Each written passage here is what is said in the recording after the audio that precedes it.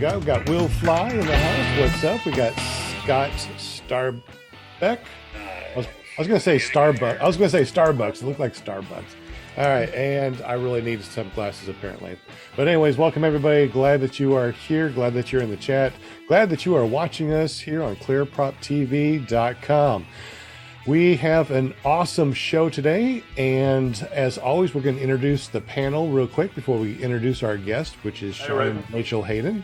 We got Will Fly from Will Fly PPG. What's up, my friend, my buddy, old pal? Hey, what's going on? Good to be here. I am so glad you're here, my friend.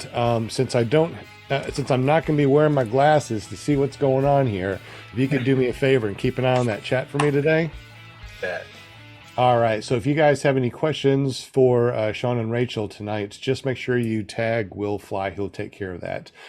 Anything good on your YouTube channel lately? I haven't. Yeah, man, just recently dropped my Bad Apples video. It's an awesome, best flying I've ever been to. All right, So, rub it in a little check bit. it out, youtube.com/Will Fly. Or willflyppg.com. That'll work too, yeah. I know, right? Well, Thanks thank you, to Will, PPG Grandpa. Well, thank you for everything that you do for the show. Appreciate you, Yeah, bud. man. All right. And we also got our very own Linda Anderson from ParamontUSA.com with the little pom-poms. What's up? What's up? That's right. Always welcome. good to see you, Miss Linda. You know me on Monday nights. I'm always ready. Thank you, chatters, for hanging with us tonight. All my viewers, love you bunches. Love you bunches.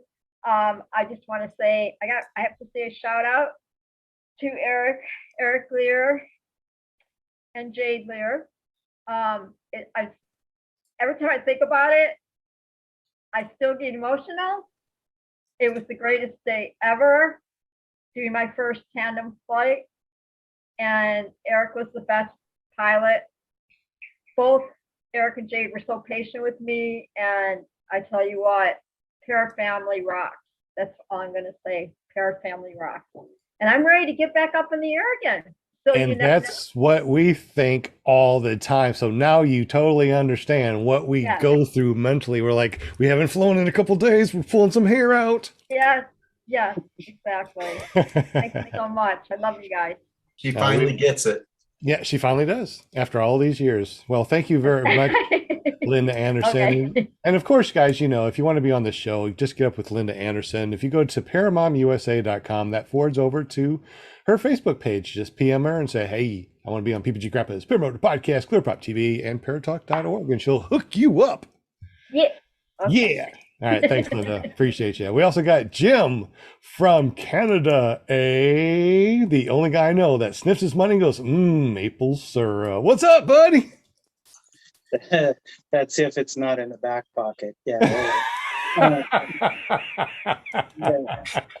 Things are going good. Got 132 flights in. What? That's awesome, man. You're rolling, aren't you?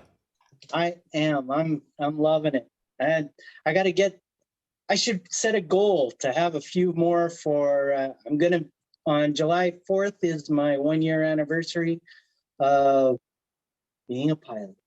Well, congratulations. That's awesome. And also, too, if you guys don't know, Jim is one that gets all of our stickers, our ClearProp TV stickers, our paramotorcalendar.com, and he takes care of all of us up there in Canada.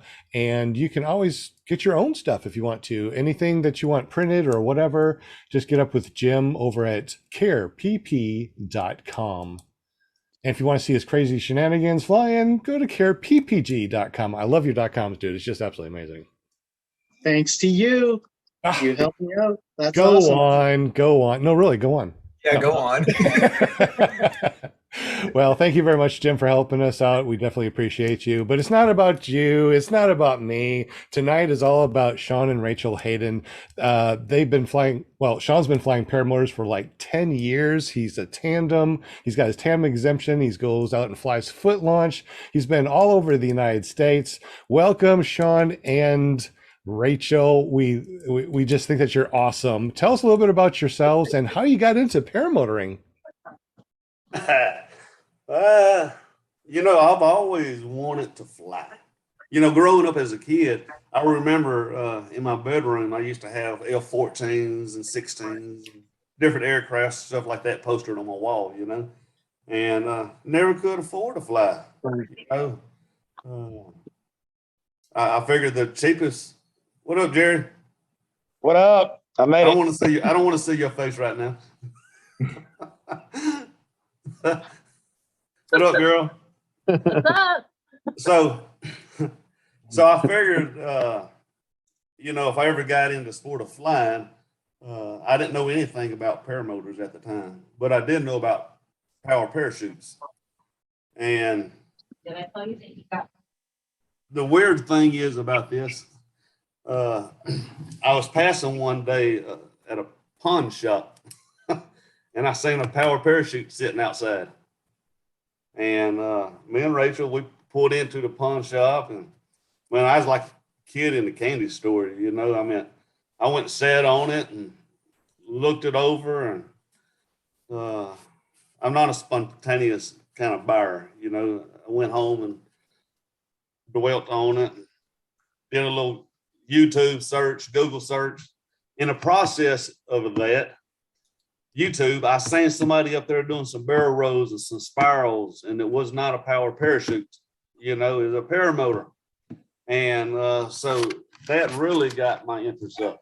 And so I started Googling, looking for instructors, trying to figure out how to get involved in this thing that I just seen, doing barrel rolls and spirals, you know, foot launch, butt fan kind of thing. And I found Andy McAvan. He was there in League City. League City is near Galveston, Texas. And he had a phone number, and I gave him a call and spoke with him, went over a few things. It was in my ballpark, you know. I think I started off $5,000 for a paramotor, a wing, and training. And off it went, you know. It wasn't the best start, but my very first flight, I had an engine help. Oh no. Yeah, You got that out of the way. Yeah. yeah. And then after I went through all my training and things like that, you know, I figured, you know, it's time to take it home. And I learned how to fly on a beach. And let me tell you something, I found out real quick, it's the difference between beach flying and going inland. Look, all I knew was the beach. That was it. You know, good limited wind, felt a gust here and there, you know. I didn't know what a thermal was. I didn't know what a thermal felt like. You know, I guess we didn't get that deep into our training. And so my very first flight home, Oakdale, where I live, is a very small town, you know, 7,000 people. And I think 1,500 of them is in the federal detention center.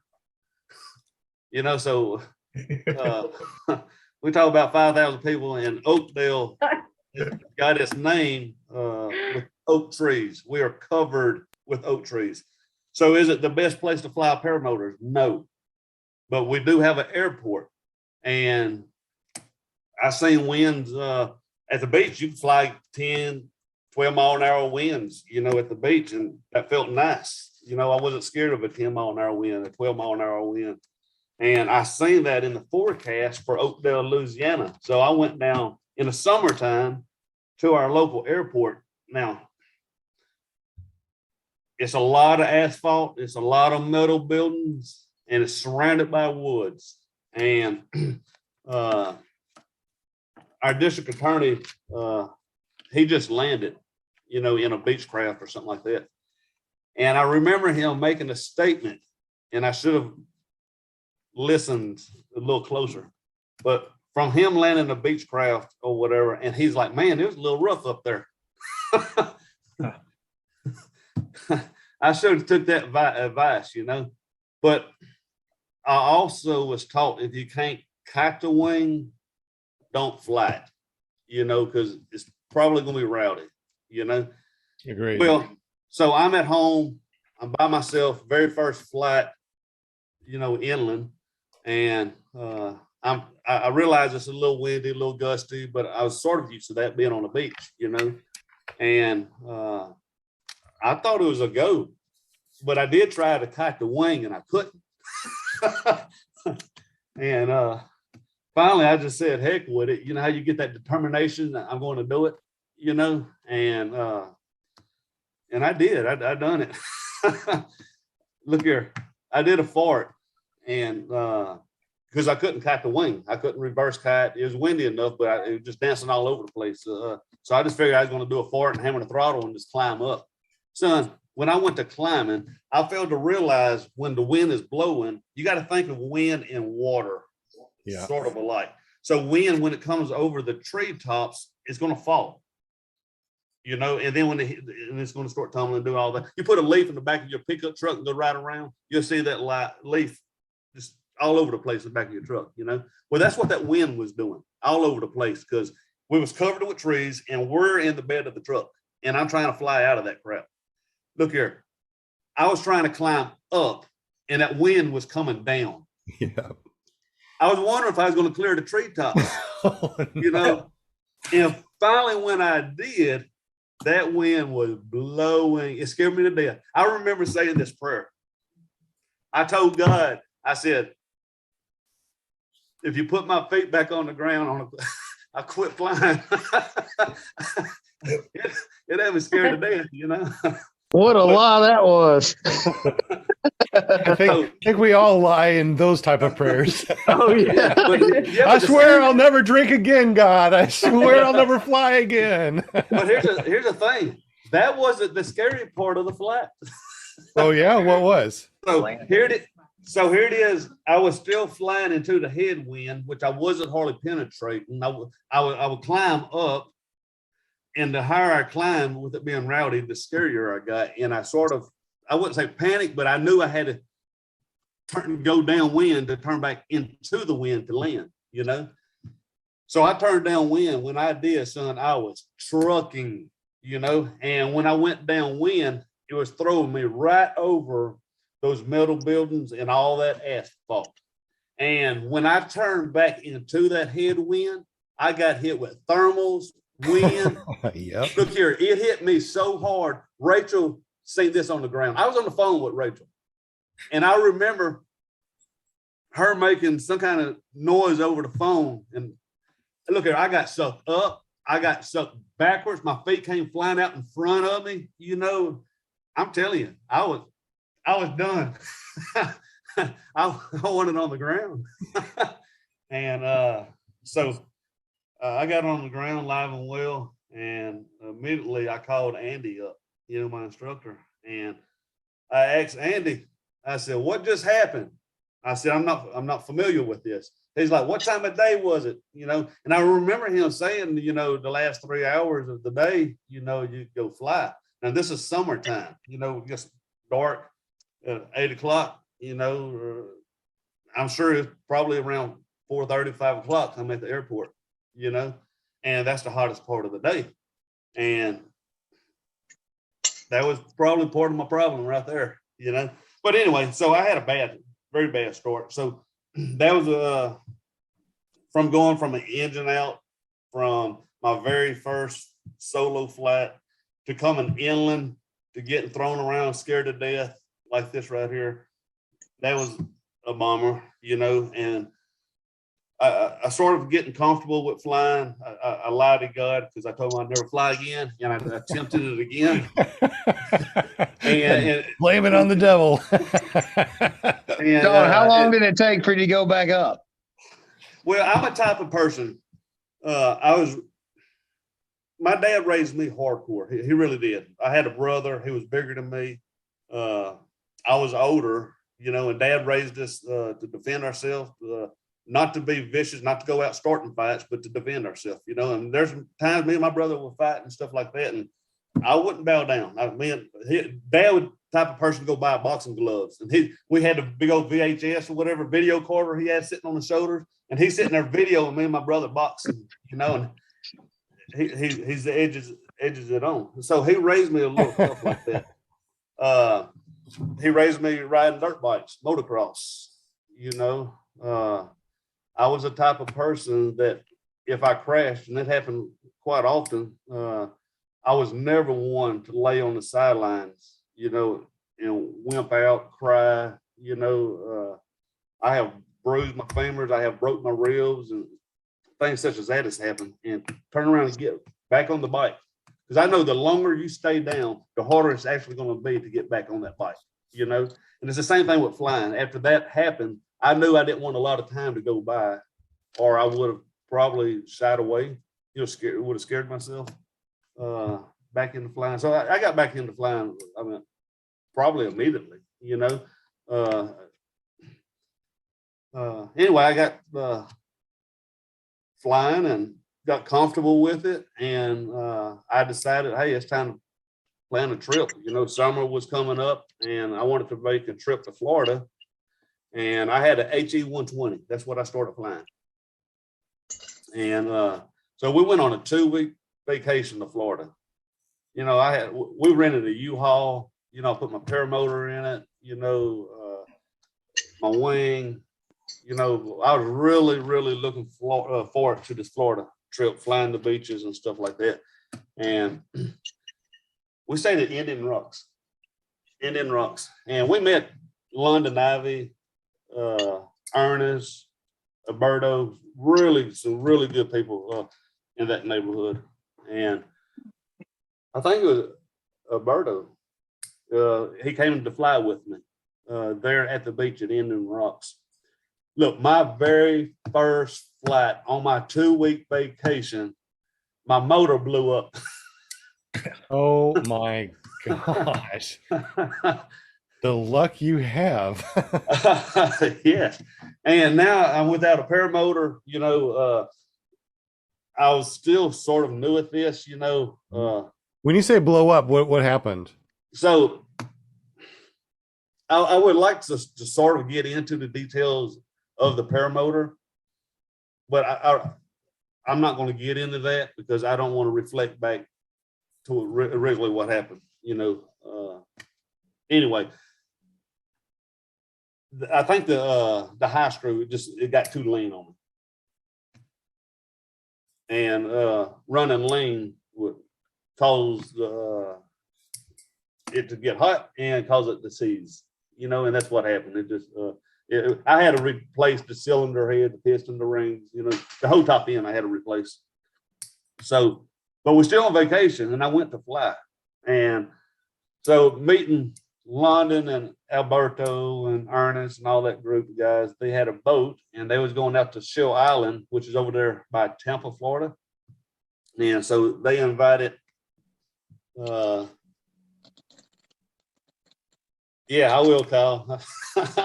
So they invited us to go fly with them to Shell Island. So we got on the boat and went out to Shell Island, and we spent the day with those guys out there. Look here, I had an E124. That thing didn't have a lot of power. I was flying a Eden 3 26-meter wing.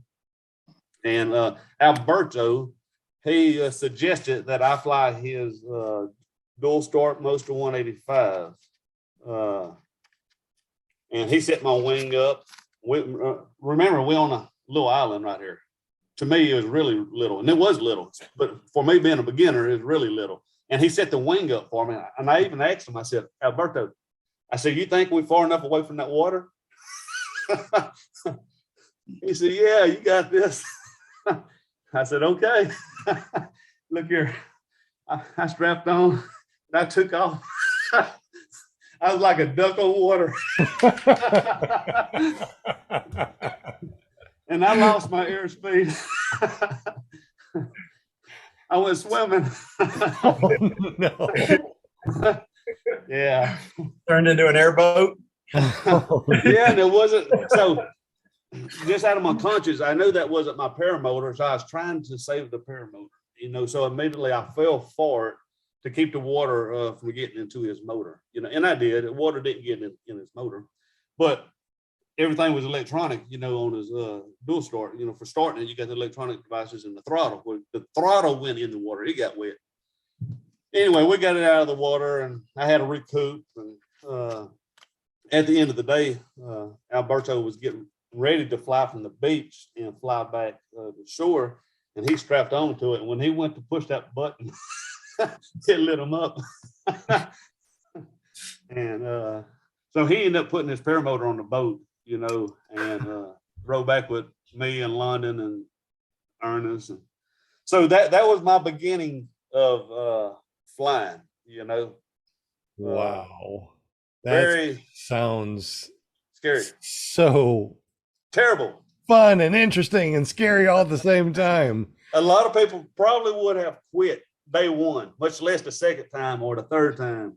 Wow, that's crazy. Will Fly, is there any questions in the chat? Yeah, you got a couple. A quick one. Bill, a guy named Bill H wants to know if you know a guy named Bill H.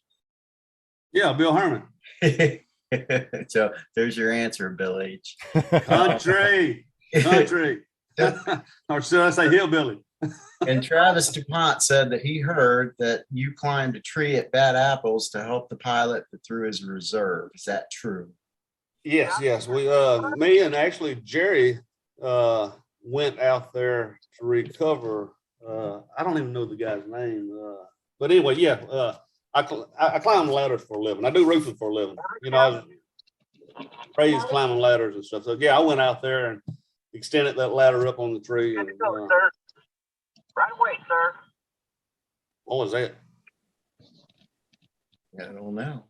But anyway, yeah. So I climbed the ladder, and first thing I done was got the wing down, and then we worked on rigging and getting the paramotor down. So we got it down. I don't think we broke anything. Well, you got the paramotor down, right? But a guy that just today, as a matter of fact, a guy and I, Tim Entz, actually climbed that tree and got the reserve all the way out of the branches at the top. And, just today I sent Keegan his reserve back. Yeah, that's his name, Keegan. That's right. Yeah, Keegan Mold, he makes those strobes, the far out strobes. Yeah, that's right. So it's on its way, Keegan. Just sent it today. Awesome. Yeah. So I seen Kyle O'Glee a while ago. He posted on there asking for me to tell the story about the gust front. You know, so I actually got a couple of stories of gust front. I'm thinking maybe he's referring to the one here at home. Happened at a cemetery, matter of fact, about where I got laid to rest.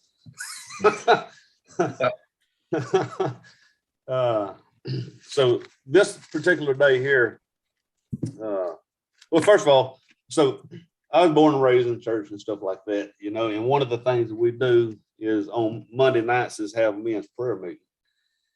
It seems like all the good flying days is always on Sunday morning, Sunday night, Wednesday night, you know, and we got prayer meeting on Monday night, you know, and Tuesday, wind sucks. It's can't fly. Thursday and Friday. It's always something getting in the way of my flying.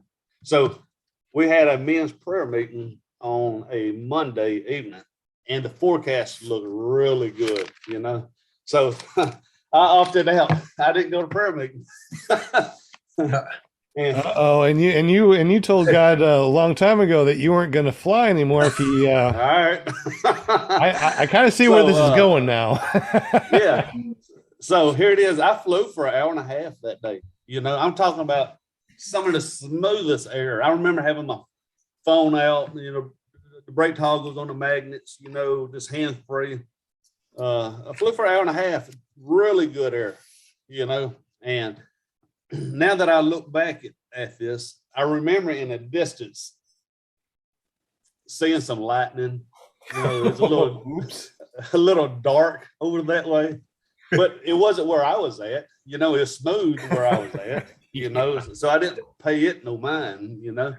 And so it was getting late, and I went back toward the LZ, which was a graveyard that I flew out of. It wasn't on top of it. They had a field that had no graves in it for potential graves. But anyway, I was given permission to fly out of that. So I was going back in to land, Well, there's a railroad track right there, right near the graveyard. And I was foot dragging the railroad track, putting my foot on top of the rail, you know, had traffic passing, people stop and take pictures and, you know, and I get caught up in that and not really paying attention to the weather, what was really going on, you know. And so the railroad tracks are down below the trees and I can't see what's happening up above the trees. And I decided, hey, it's time to go land. And to land, I had to get up and over and hit that graveyard. And when I got above the trees, I seen something coming at me that I didn't want any part of, you know. And I seen the treetops coming at me. I seen the treetops just whipping, you know, in the wind. And I was trying to get down. And so I'm treetop height and I'm trying to go in for my approach to land. And all of a sudden that gust front that was approaching me got me, you know.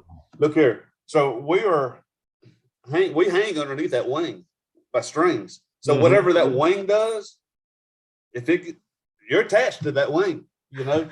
And I remember that wing, the left side, it must have really hit it hard. And it like picked it up and just, I wouldn't say folded it, but it slung it around. And I'm attached to that. And it just, I'm telling you, it threw, you know, people have fish stories like, boy, I caught this big fish, you know, and come to find out, I'm not telling one of those stories. I'm telling you what happened.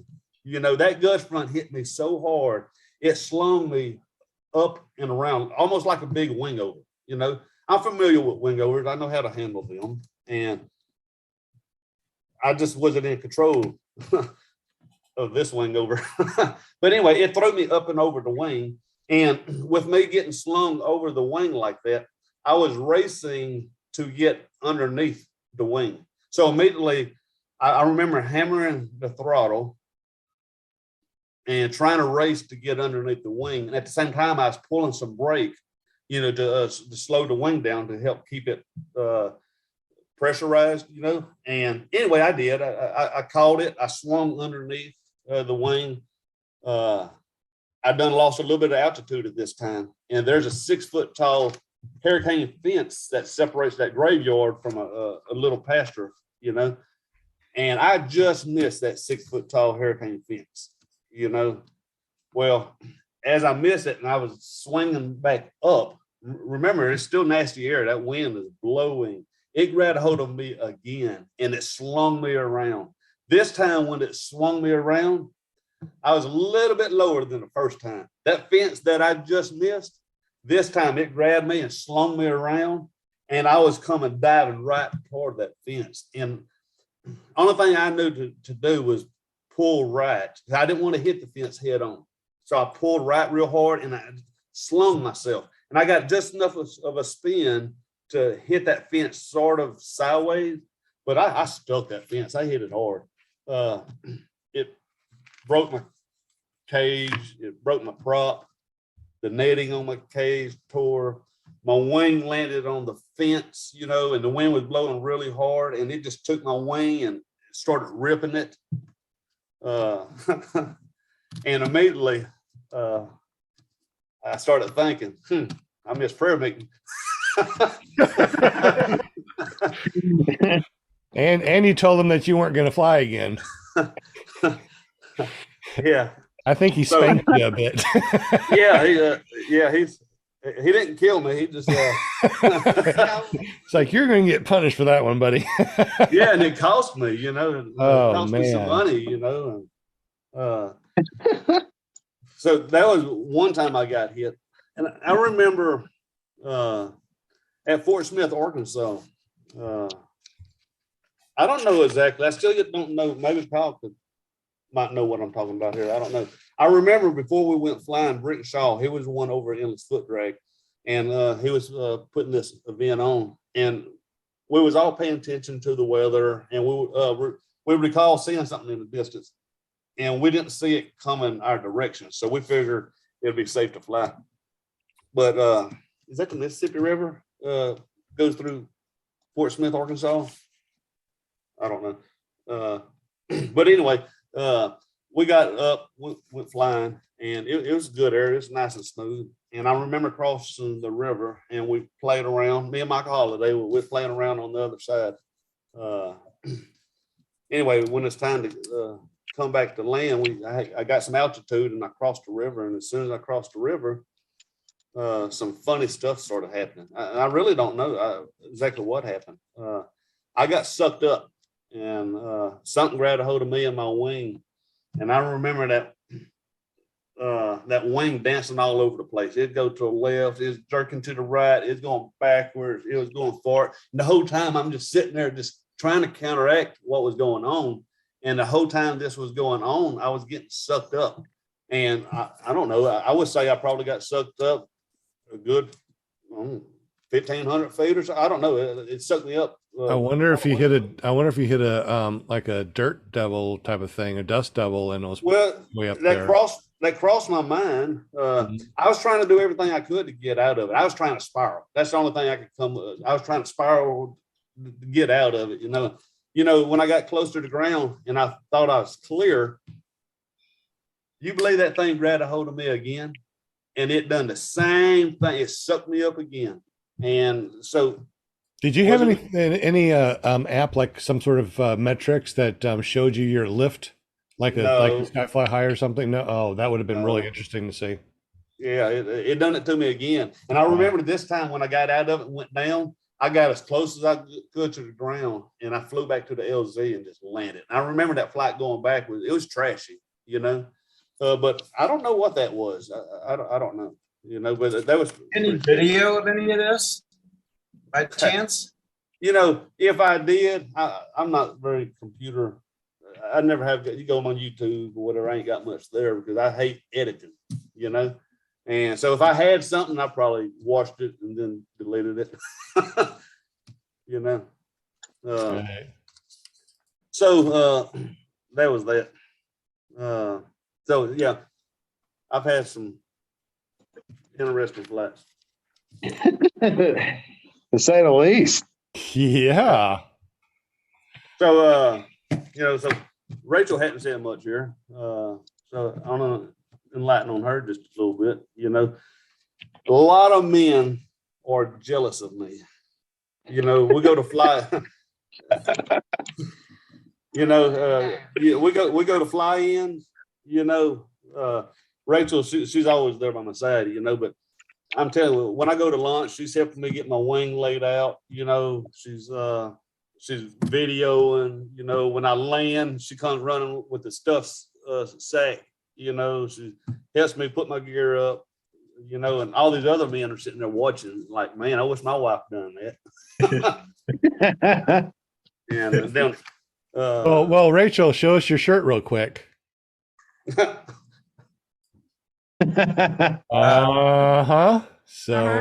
I like that. Yeah. So I'm telling you right now, there's a lot of men out there done told me they would take her off my hands if she ever gets if I ever get tired of her, That's not gonna happen, is it? You two are like so cute, honestly. But no, I do a lot of tandem flights, and she's there on every one of them. She's helping me with my passengers, putting the helmet on them, putting the harness on them, snapping them in. She helps me lay the wing out. She lets me know if I'm good on fuel or not. That reminds me right there of another story. You could Shaun, you could write a book. I was just thinking he probably needs to write a book. This is awesome. So I've been doing tandems about 7 years or so, and a lot of people know me for doing my tandems as endless foot drag,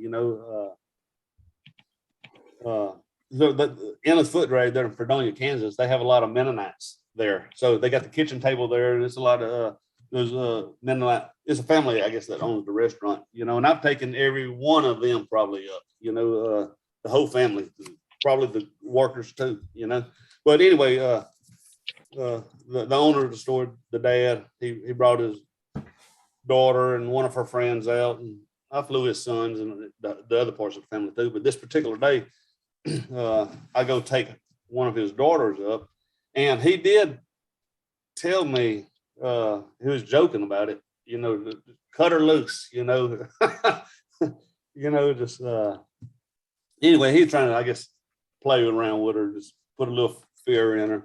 But anyway, before we took off, Rachel looked at me and she's like, "You think you good on fuel?" I said, "I don't know how much I got." And she was like, "Well, you got about that much." And normally at these fly-ins, we take them up about 15, maybe 20 minutes, you know.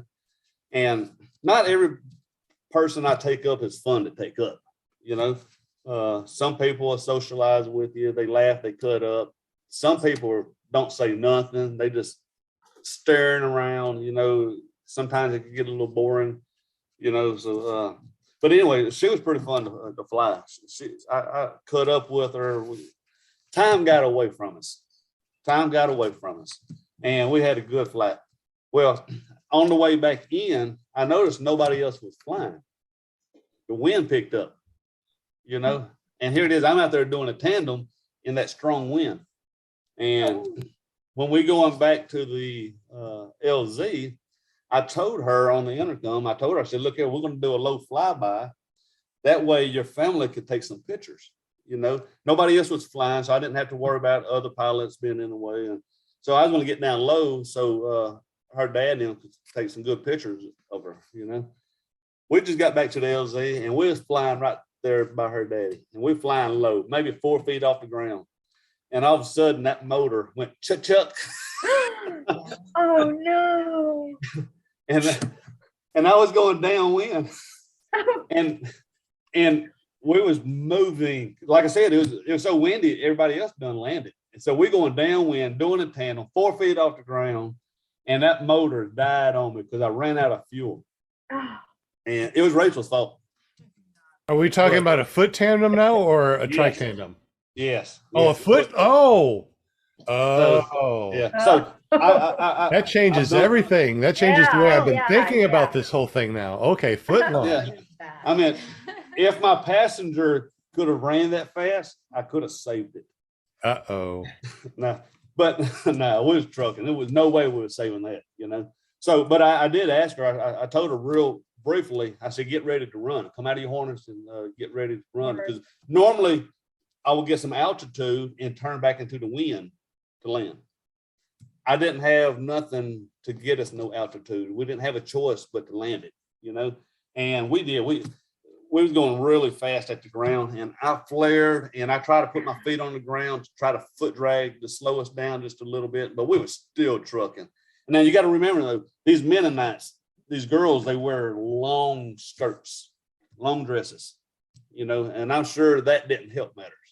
You know, especially Hard to run. Yeah.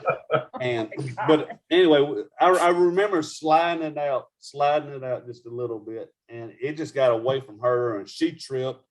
And when she tripped, naturally we all attached together. I tripped, and I just landed right on top of her, you know, in front of her daddy, you know. And hey, at least they got the good pictures like you wanted.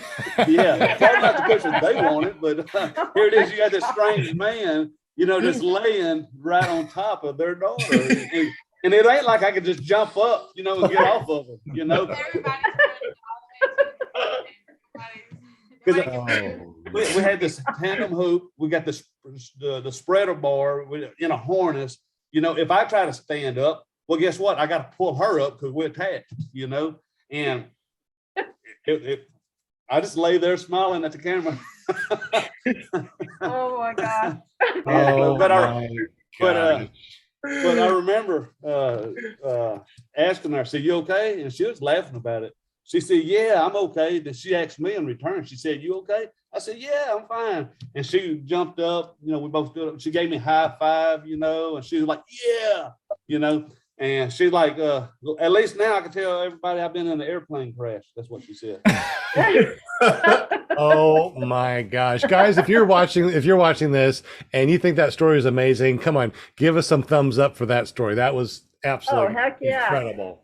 Absolutely incredible. So here's what I told her. I don't like to end anything on a bad note, you know. So it was too windy for the rest of the day to fly. So I said, "Look here, you come back tomorrow and you know, we was charging people, you know, to take them on these introductory tandem flights, you know, and I said, look, if you come back tomorrow, we're going to take you back up and we're going to land this thing the way we're supposed to. Look here. She came back that next morning. It was too windy. She came back that next evening. Every day she came back for a tandem, and it just, the weather just was crappy. That might have been when we got that record-breaking rain over there. Yeah, it just turned ugly, you know. But yeah, that was some good memories. Yeah. Wow, this is so fun. Yeah. You know, I mentioned a while ago, she's my best tandem passenger, you know. Me and Rachael together, we get off the ground really quick, you know, and a lot of that has to do with the passenger. It don't matter if you're good or not. You know, if your passenger ain't good, they have a tendency, you know, to want to sit down on you, you know.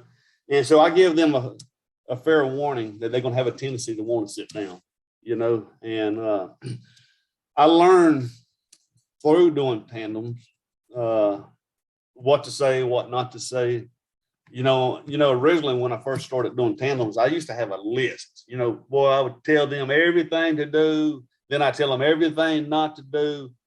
Look, with their adrenaline going, the excitement, this being their very first time, they don't remember nothing.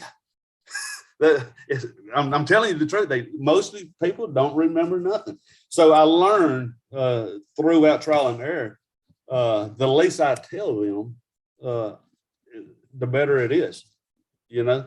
And most of the time, I don't tell them too much of anything until it's actually time to lunch. I get them dressed. We put the helmet on them. You know, we set up. I got my A's in my hand. You know, I'm ready to fly, and they don't know what to do. And I learned the least you tell them, the better. The only thing that I would tell them in the process of getting prepped while we're putting the harness on them, I will just give them a heads up that they will have an urge to want to sit down early. They're going to feel, and I would pick up on the harness a little bit, and I would tell them that you're going to feel this, you know, and you're going to think it's time to sit down, you know. But I just asked them, do not sit down. I said, just keep running, and I would tell you when to stop running. And so I said, when you get that urge to sit down, don't, just keep running. And so I don't tell them anything more until we get ready to lunch. Now we set up, and I will give them a target. I done learned to give them a target. I don't care if it's a tree, if it's a telephone pole, if it's something out in the field. I give them something to keep their eyes on. Because if you do not give them a target to run to, they're going to run like this right here. You know, and when they start doing that, you're going to start doing that, you know. So if you give them a target to run to, it gives them a straight and narrow path, you know. And honestly, I just give them a target, and I will tell them on a count of three, you know, to run, and their job is to outrun me. That's the biggest thing I tell them, is try to outrun me. Because I know if I'm trying to encourage them to run, if I'm motivating and hollering at them, you know, run, run, run, and they trying to sit down, or they ain't giving it all they got, I know it's going to take longer for us to get up. I'm going to have to work harder to get them up. So as long as they have a target to keep their eyes on, and they run just as fast as they can to it, the quicker we're going to get up. And I've been pretty successful, you know, getting my passengers up fairly quick, you know. Even with no wind, we still get up pretty quick. So I have some little techniques that I use. Some people laugh at me, you know, for my technique. I don't even want to say what some people call it. I see Jerry smiling. In all honesty, he's probably one of the best foot launch tandem pilots in the country. Like, I mean, I've never seen him fail a tandem flight at all. I mean, when we were at Endless Foot Drag, it's up, up, up, different person, different person, different person. I mean, it's constant. Like, I mean, So if I was gonna tandem foot launch with somebody, Shaun's like one or two people in the country I would actually go up with. So we're going to talk about this just for a little bit. We're going to get off of it because I'm not. There was a post about this, and I didn't even comment on the post. And if he's watching right now, I want to say a name. He's going to know who I'm referring to. You know what? I am going to say a name right here. He's a good friend of mine, and he's taught me a lot. So there's a lot of things that I've learned that came from him. But he will not take ownership of something that I do that he laughs at. So when I do tandems, I learned a long time ago doing tandems that wing is twice as big. So it takes twice as long to get that wing up. It takes twice as long to get that wing loaded, you know?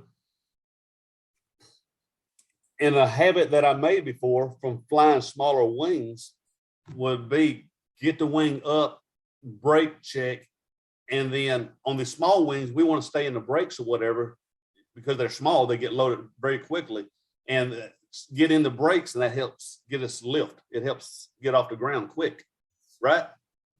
So I used to do that, and man, I used to run. And what I was doing by pulling brake, I was not allowing the wing to get loaded. I pull brake, you know, and it was wanting to stall the wing out.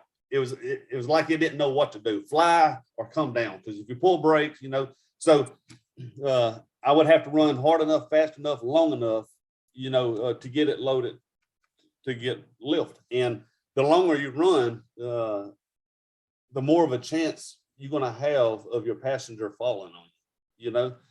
So I learned to actually let the wing come up, stay on the A's longer. But when I get the wing up, I will brake check because I want to stop the wing from surging.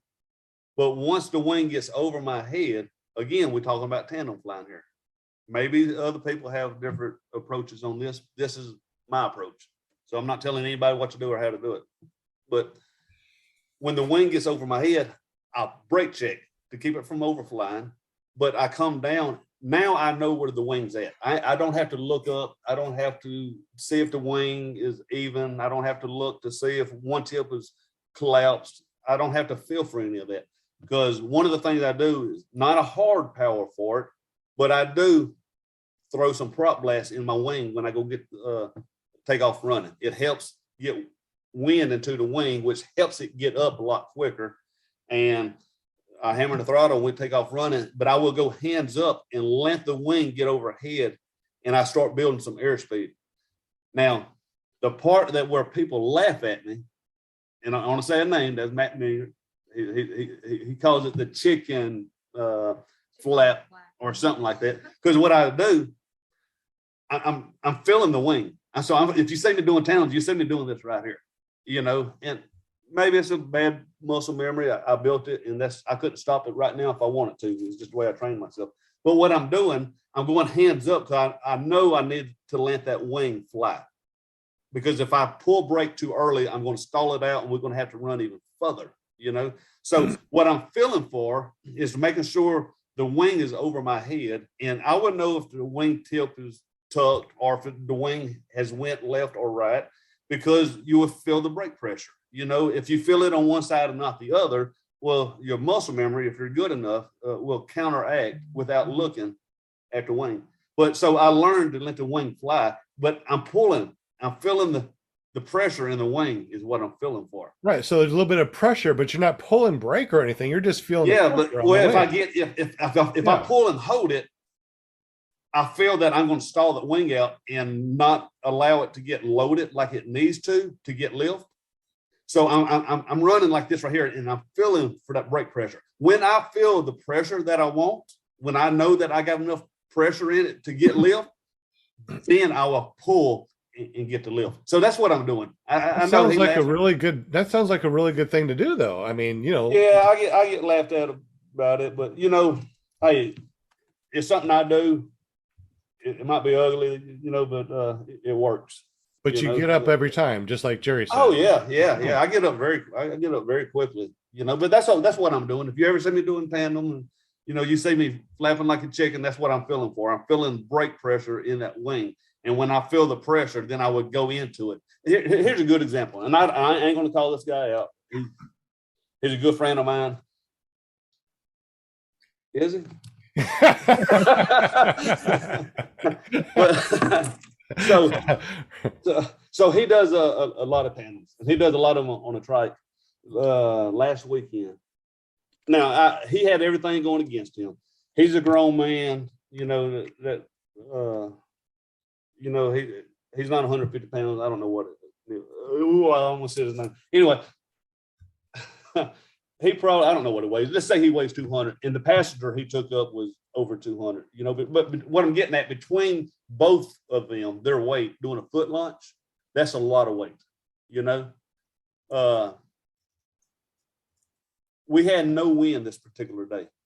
The wind, the streamer off the windsock, the little streamer was barely off the pole. It wasn't very much wind. And then it kept shifting because of it was a little early in the afternoon. So we had thermals still yet active, and the windsock was all over the place.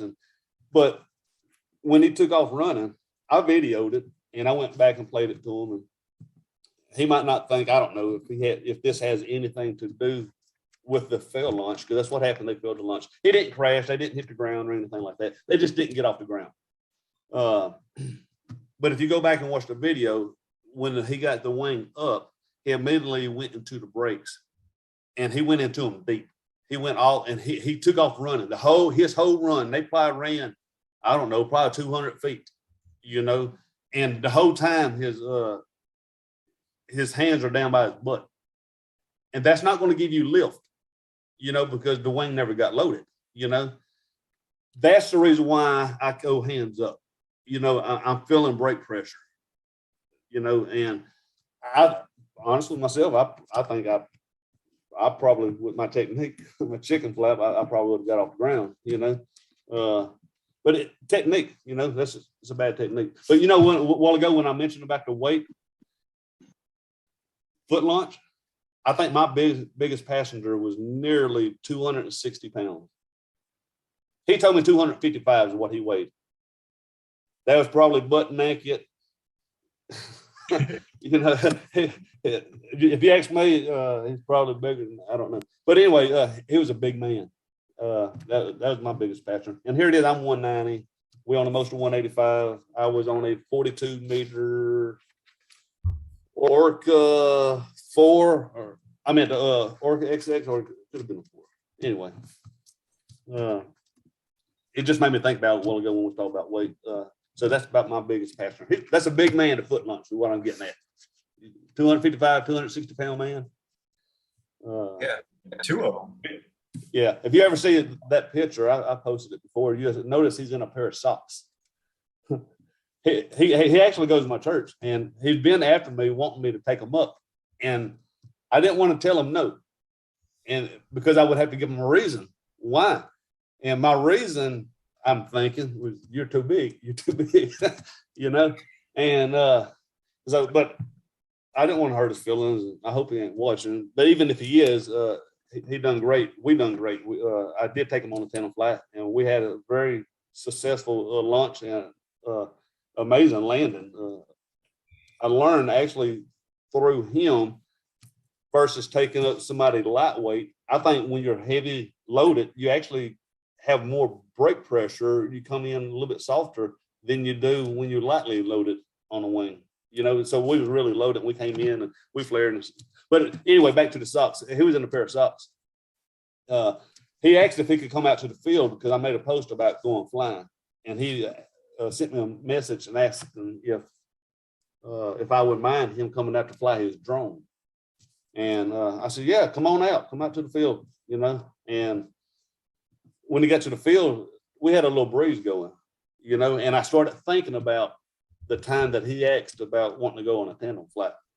And so I talked myself into it. So I asked him, I said, hey, you remember you asking me about doing a tandem flight? I said, you still interested? He was like, yeah, you know. So I told him, I said, look here, we got the perfect wind for it. You know, we're in a good location. Everything's going our way. And he was in flip-flops. And I told him the only thing he's got to do is take the flip-flops off.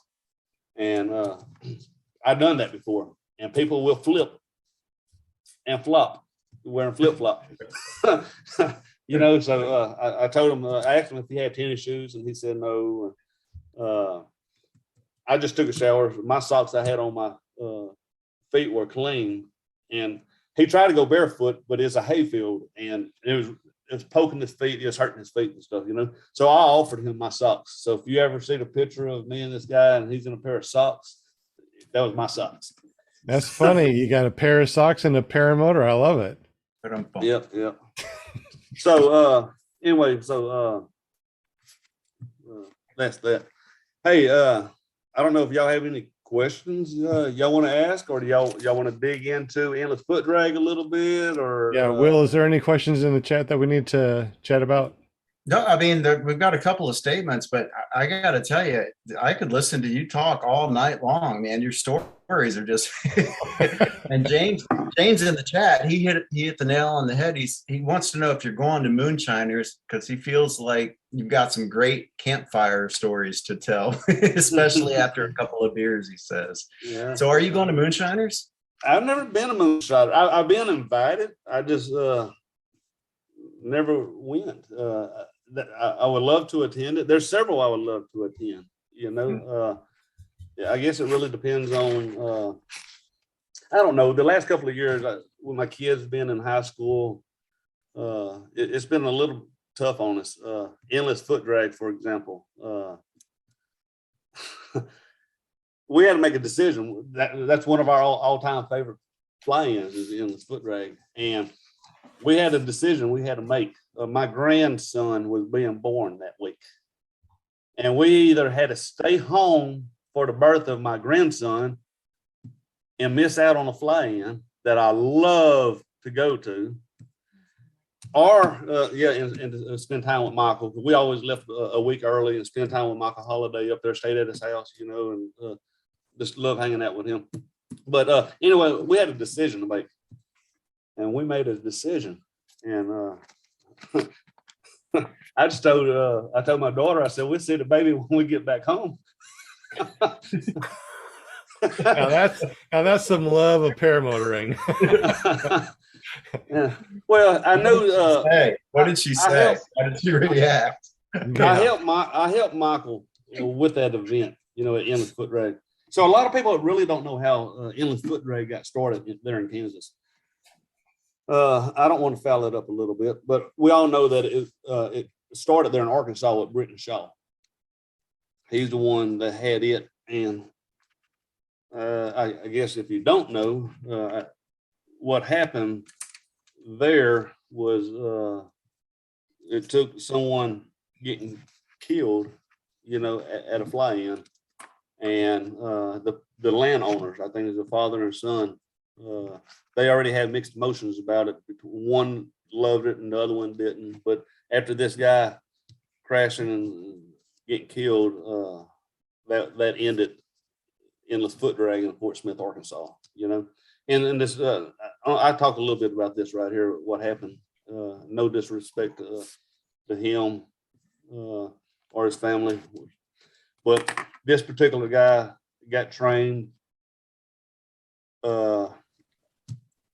I'm not going to say where, we're just going to talk about what took place. But anyway, he got trained, then he came back home. I think he was from Texas area, and he went about 6 months or so of not flying. And then he ended up buying a new wing, which is a Universal 1.1. I think some of this right here was through the help of actually Brian West, loaned him out a rodeo, you know, some gear. So this cat right here flew into Fort Smith, Arkansas. Then he came to our event, and he had some training, but he went about 6 months of not flying. And then here it is. He's got a new paramotor that he's not familiar with, that he rented out or loaned out. And then he's got a brand new wing that he's not familiar with, was a Universal 1.1. And I remember watching this guy. He was struggling on the ground, you know, kiting his wing. You know, he was struggling to get off the ground. You know, you could tell he was still a newbie and had a lot of learning to do. But once he got off the ground, he would get up and he was playing around, and man, he was ballsy. Man, he was brave. He was doing things he shouldn't have been doing. And one of the things he was playing around with was spirals, and anybody that knows that particular wing, I guess,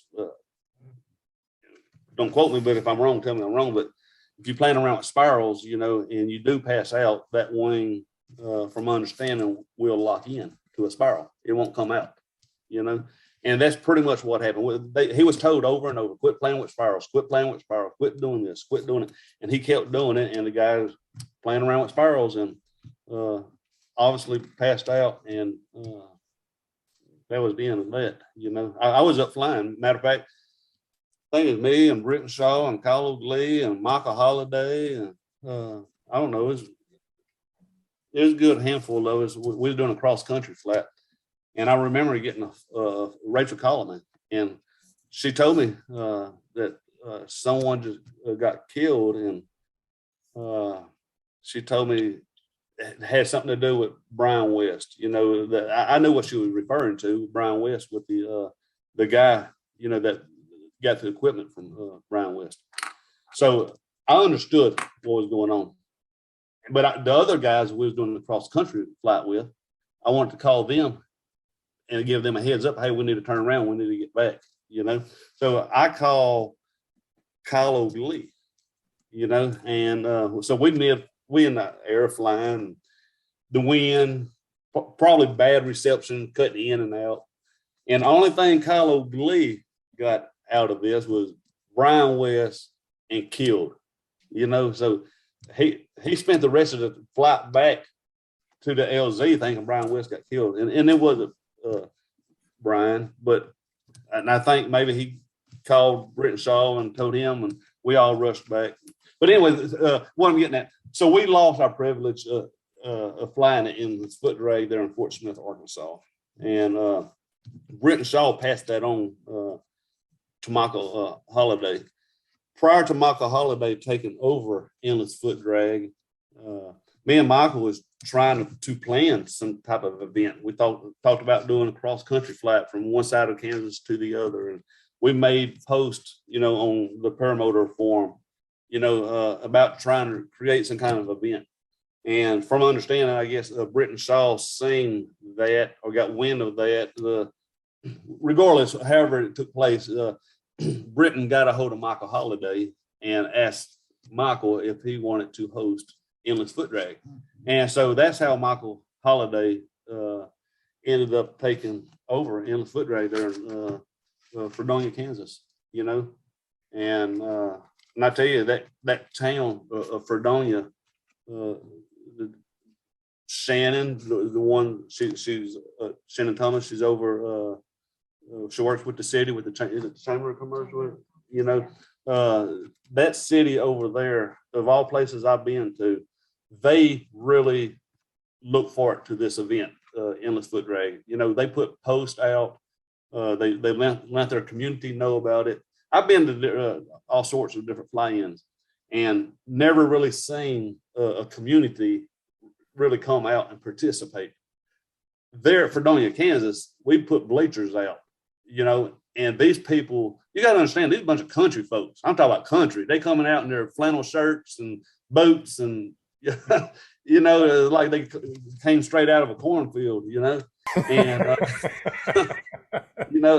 so when they see, Probably half of them did. yeah, and so these people, they're not used to seeing paramotors, seeing anything fly such as that, Matter of fact, that airport that Michael ran the school and stuff that he had, or the event, was pretty dead over there, so the city ain't used to seeing much of this. And when we started this event, Michael had to twist arms and you go to the city and explain to them what paramotors are. Anyway, so he got the city on his side. And after we had the very first event, the city liked it. They loved it, and the next year the city was putting flyers out. The city was putting posts on Facebook out. The city was showing up, they were showing up for panel flights. They would line up on the the bleachers, you know, they'd be sitting out in their vehicles. They had a dirt road. You'll see a line of vehicles down a dirt road just because they couldn't get into the LZ area, you know, and watch, you know, the city really took a liking to this event. And then, you know, ultimately we know what happened to Michael. You know, Michael, he loved endless foot drag with a passion. You know, that was his thing. You know, he was retired. You know, he didn't work anymore. He held a school, you know, there in Fredonia. He did some work with Power to Fly, you know, Kalmatula. You know, he done some sales and worked with Gravity Paramotor with Shaun Witt and Bill and Garrett and them. He had a lot going for him, and Michael loved to fly, you know, and he ended up started flying these little Delta wings, you know, and he wasn't getting away from paramotors. He just loved flying. He was just looking into something else, you know, that would fulfill his excitement. And he hadn't too long got his license from flying these Delta trikes, you know, and I remember when he got sick. I remember his very last flight. He was sick when he went flying, and he didn't know it, but that was his last flight. But he really looked forward to putting this event on. And just a couple of weeks before our last event last year, he passed away on us. And so last year was a very emotional, you know, fly-in. Thanks to Damon Turner, Cameron Klein, Rick Spittler, Shannon with the city, you know, Martin Henderson, air boss, you know, everybody stepped up to the plate, you know. It was our first rodeo. We was there helping Michael before, but after Michael passed, after talking to Michael's family, they wanted the event to continue, you know, and so we've done that event, you know, in memory of Michael, and we had some of Michael's family show up to the event. We had a memorial for him. Even Brent Shaw, you know, he came, he flew over, he participated. We did a flight all the way around Fredonia, and I own Michael Holliday's last foot launch paramotor. When he had cancer and he lost the ability to walk, the community stepped up, you know, Power to Fly and Vito Rossi, Mateo, and all those guys, and they built him probably the lightest, most of 185 in the United States, or probably ever. You know, they done everything they could to make this paramotor light for Michael. So because he had lost his ability to walk for a while, you know, and as he progressed through the cancer that he had in his spine and gained his mobility back to walking, you know, he still wasn't capable of running, you know, so they got him a trike. And so I left Louisiana when he got that trike, and me and Rachael did, we went all the way to Kansas, and I went over there. He was nervous, he was scared, and but he was excited, you know. So I went over there. If y'all hadn't seen the video, I'm sure it's on YouTube somewhere, because this video right here made it all over the news, you know. But I went over there and helped get Michael in the air. And let me tell you, when he landed, he cried like a baby. You know, he's full of excitement, you know. So so here it is. Later on, he graduated from the trike, and he got this lightweight foot launch paramotor, which is the one I got right now. And I still fly it today. But I let Britt Shaw, when we had that memorial, I let Britt fly Michael's foot launch paramotor, you know, to do the memorial flight around Fredonia, Kansas. So that meant a lot to Britain as well. So endless foot drag, a lot of people has questioned, you know, is endless foot drag still happening? You know, we had mixed emotions about endless foot drag. You know, we found out after trying to step up to the plate, you know, between me and Damon Cameron, and everybody trying to make this event happen. After doing that, we learned just how much work it is involved, to making a fly-in happen, So anybody that don't help out at a fly-in, y'all just show up, probably don't understand all the work that it takes to make these events happen. It's really a lot of work. And so there's a lot of work that's honestly sometimes underappreciated, until you get your hands on it, then you'll really realize. So last year we had our hands on, and we found out real quick that it was a lot of work. And for a little while there, just a few months ago, we was beginning to wonder, if we could carry on our day jobs, and still make this event happen. Damon puts a lot of work into this. He has a job other than trying to host this event, and he called me and he told me, look here, I just don't know if I could do this, and so he was trying to pass it on to someone, because he just, between him working and trying to make the event happen, there's just going to be too much on him. We asked Cameron Klein, Rick Spittler, we talk about working men here, and everybody had the same problem. I was asked, hey, do you want to take over Endless Foot Drag? I'm like, look here, I'm 600 something miles away. It'd be hard for me to host that event all the way over there and make everything happen. And I don't know. So we started looking. So anyway, we have Landon March. Landon March is the guy that is taking the head job, I guess you could say, on putting the event on. He is obviously, I don't know what part of Kansas. He's within, I think, an hour of Fredonia, Kansas, So Landon March is going to see to it. He's going to oversee the fly-in. It is still going to happen. The Endless Foot Drag is going to take place September the 19th through the 25th. Hey, I've got a question for you, Shaun. I've never been to Endless Foot Drag, but I have been to Bad Apples, and you've been to both. How would you compare the two? Okay. You're going to make me open up another can of worms right here. Oh. Well, no, I mean, it's something that's on my bucket list, and I do want to go to Endless Foot Drag. So here's where we at with this right here. I'm going to try to get into this without getting into another subject. So hopefully I don't detour. Endless Foot Drag, it's different when you drive up from the registration point, to the people that is there parking you, hosting you to,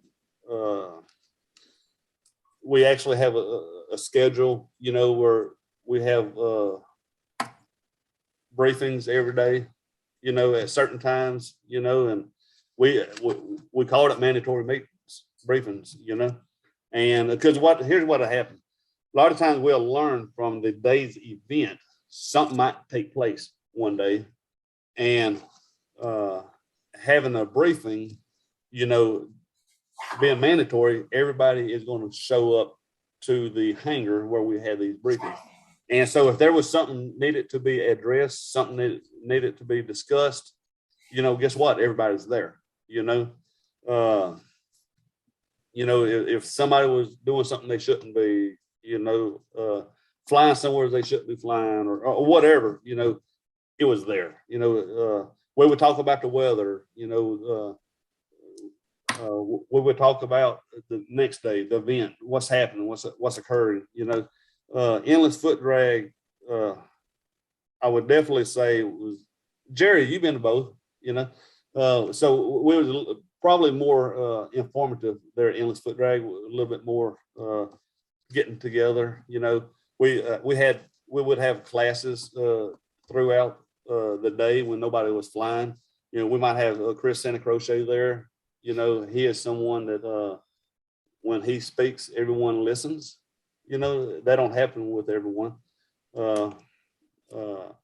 we had Kyle Oakley, you know, he would have a class, you know, and they've done a little bit of that at Bad Apples too. But so I'm not knocking anything. I'm just trying to compare the two. Both of them is a blast, you know.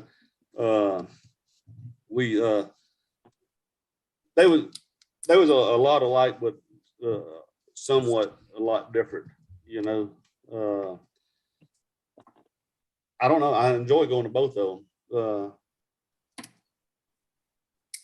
I mean, would you consider the excitement level about the same between the two, or I would different type say, of crowd, or- I would say at one given time, I have seen definitely more pilots in the air at Fredonia, Kansas, at Endless Foot Drag. You got to understand though, first of all, Endless Foot Drag there, Fredonia, Kansas, is nothing but pasture. It ain't trees. It's pasture after pasture. You know, you ain't got road or except for houses, buildings, or something like that. You know, we have a very big LZ. You know, once you get up, you know, you get out and about, fly high, low, it don't matter. You know, where there in Alabama, they got a really nice LZ. I'm talking about perfect, the way they got it mowed, and but there are a lot. Lemonade water. Yeah, Amanda, you make sure you fix that lemonade for Jerry right now. But so they're Bad Apple. There's a lot more trees. You know, there's not. I mean, there's plenty of pastures for landing, having ways out and stuff like that. It's just a different scenery, you know. But I would say at one given time, I've seen a lot more pilots in the air at Endless Foot Drag. But let me tell you something, people just love to hang out. I remember staying up to 2 o'clock in the morning out in that field, and we was out there trying to ride bicycles. That big old one wheel bicycle that had a wheel on about 4 foot diameter. Any of y'all ride that? You know, I wasn't brave enough. Huh? I got on it, but I couldn't reach the pedals, so I was pushed around. So yeah, I mean, there's excitement. You know, the people at the events is what brings the excitement. You know, you can participate, you know, in it, you know, and socialize and walk and introduce yourself and just look here. These are some of the best group of people. These fly-ins, I hadn't really found myself, you know, like an outsider. You know, I've been riding motocross all my life, you know, and that's the same way in that sport. You know, very good people. If you could afford a paramotor, you could afford a wing. If you could afford a dirt bike, you're probably not going to have a reason to go around stealing. You know, and people leave their stuff out. You know, I've never really heard of too much stealing, you know, or anything like that taking place. You know, people socialize. I don't know. So they both are very, in their own way, great events. I would suggest anybody to go to both of them. Yeah, they're my two favorite ones to go to every year, especially since they stopped Palm Bay. To me, the biggest difference of Endless Foot Drag versus Bad Apples, you can fly higher winds at Endless Foot Drag. I was watching Shaun do tandems going up and then just going backwards and then like go up and then fly backwards and then come down. It's like swooping. It's almost like beach flying in a sense in Kansas. Like we were flying what, Shaun, 10-mile-per-hour winds? Look here, you call it whatever you want, but me and Matt was the only two people up flying. And this right here is about 1 o'clock during the middle of the day. And the wind was blowing pretty good. We was up, you know, up to 600 feet, the wind was trashy. But above 600 feet, it was just as smooth as it could be. Now, I said it's trashy. It was just more bumpy. It was not where it was not flyable. It was definitely flyable. It was out there flying it. But above 600 feet, man, it was like glass. It was just as smooth as it could be. But, you know, I got a Phoenix 5 a watch and also an app and stuff on my phone. We up there doing tandems and flying 10 miles an hour backwards. So we up there doing tandems and we up there doing wing overs and stuff, you know, flying backwards. Look here, airspeed we're just a bubble in the sky. That's all we are, you know. And the wind was very smooth. And we out there midday, me and Matt doing tandems, flying backwards 10 miles an hour, you know, and getting a kick out of it, having a blast. So yeah, I think you could fly in higher winds, I guess you would say, there in Kansas, just because of the. It's more laminar. Yeah, it's Set up obstacle courses behind, can you hear me? Sorry. They have the farmers around there at Endless who are really like nice and involved in the sport. They had one farmer who came up to us and he was like, I set up an obstacle course for y'all on my farm behind the runway for y'all. And I was like, really? He's like, yeah, get them to fly over. They could do the obstacle course. I was like, okay. And then they had another farmer come over and he's like, I'm having this big event at my home and I have a big field. I done cut the grass for everybody to fly over there and land. He said, if they don't have the fuel to go back, he said, I have a big old huge trailer. I can bring them back to the LZ. You know, he's Wow. like, it was really nice. And he had a live band and everything at his farm and he wanted everybody to go to it. so you got to understand, when she said country folks, we talk about country. We talk about The real deal. they was not playing George Strait. They was on fiddles and banjos. All right. I love the fiddles and banjos. It was him, his wife, and his kids was all playing instruments as well. So what they had set up there, they had like a 40-foot gooseneck trailer that their family and other people that played instruments would be on that trailer, and they was having dinners on the ground, you know, and playing music. And he made a stop by Endless Foot Drag there at the airport, and he invited every one of us that was willing to stop by, fly in, and participate and eat dinner and listen to the music. You know, Cool. that means a lot when you have a community, you know, that steps up, you know, and loves doing what we do, you know. He made up flyers for me to hand out at the table to everybody who came in. So it was really nice. I mean, the people over there just are very welcoming. It's very nice. I like Fredonia. Yeah, the community is huge over there and gets very involved. I mean, all those Mennonites, I mean, they got bleachers out there, for God's sake. They come out there and watch everybody fly, or Shaun and people are doing like tandem. So it's really neat. I will say, don't speed there. Definitely don't speed. Did you ever pay that ticket yet? That speeding ticket. So let's get on this right here just a little bit.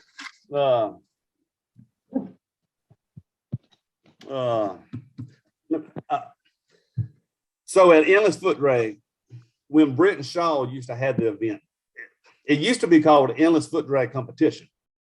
I don't know if any of you guys recall that, but we would actually have a foot drag competition, you know, and it wasn't just a foot drag competition.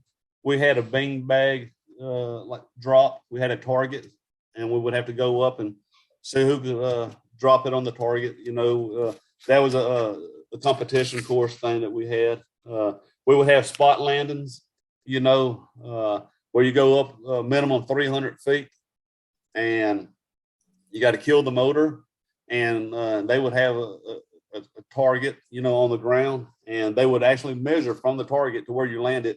And so they had competitions, and people won trophies, and yeah, we just had different kind of competitions. And I was talking to Landon March, the one that's running Endless Foot Drag this year. I was talking to him earlier today. I don't want to get ahead of myself on this right here. I hadn't talked to Damon, Cameron, any of those guys, but I suggested, and Landon liked the idea. We just hadn't put it together yet. So since we used to have competition, you know, at Endless Foot Drag, and we've been debating on bringing that back, you know. So that would be something to sort of perk up some ears, try to shine some light toward endless foot drag. We don't want it to be just a foot drag competition. We're going to have other competition as well, hopefully. But we're just trying to get people involved and get people's attention, to these events. A lot of times we host these fly-ins, and whatever happens, happens. Everybody just shows up, you fly, day in, day out. There's nothing a lot of times ever planned, but we are trying to organize each day, on different things to do, between classes throughout the day or events, So anyway, that's something y'all can keep y'all's ears out, your eyes open, for the near future. Hopefully we will start sharing a little bit more information on the endless foot drag, and try to make it fun for everyone, safe for everyone. We're not talking about a competition that's putting people in danger, But, Who's all coming? Shaun, you coming? Will? I'm considering it. So that's as far as I can take it. Me too. I'm considering if you it. got to pick 2 fly-ins, if you got to pick say 3 or 2 fly-ins of the year, Bad Apples, endless foot drags, those are the 2 you don't want to miss. The only ones I would throw out there if they ever started it again would be Beach Blast or Palm Bay if the 4 was ever able to put that on again, but I doubt that ever happened. The compound's gone pretty much. But yeah, those 2, endless foot drag, those are the 2 I 100% commit to every year. Beach Blast was fun. I didn't get to attend that, unfortunately. I wish I would have.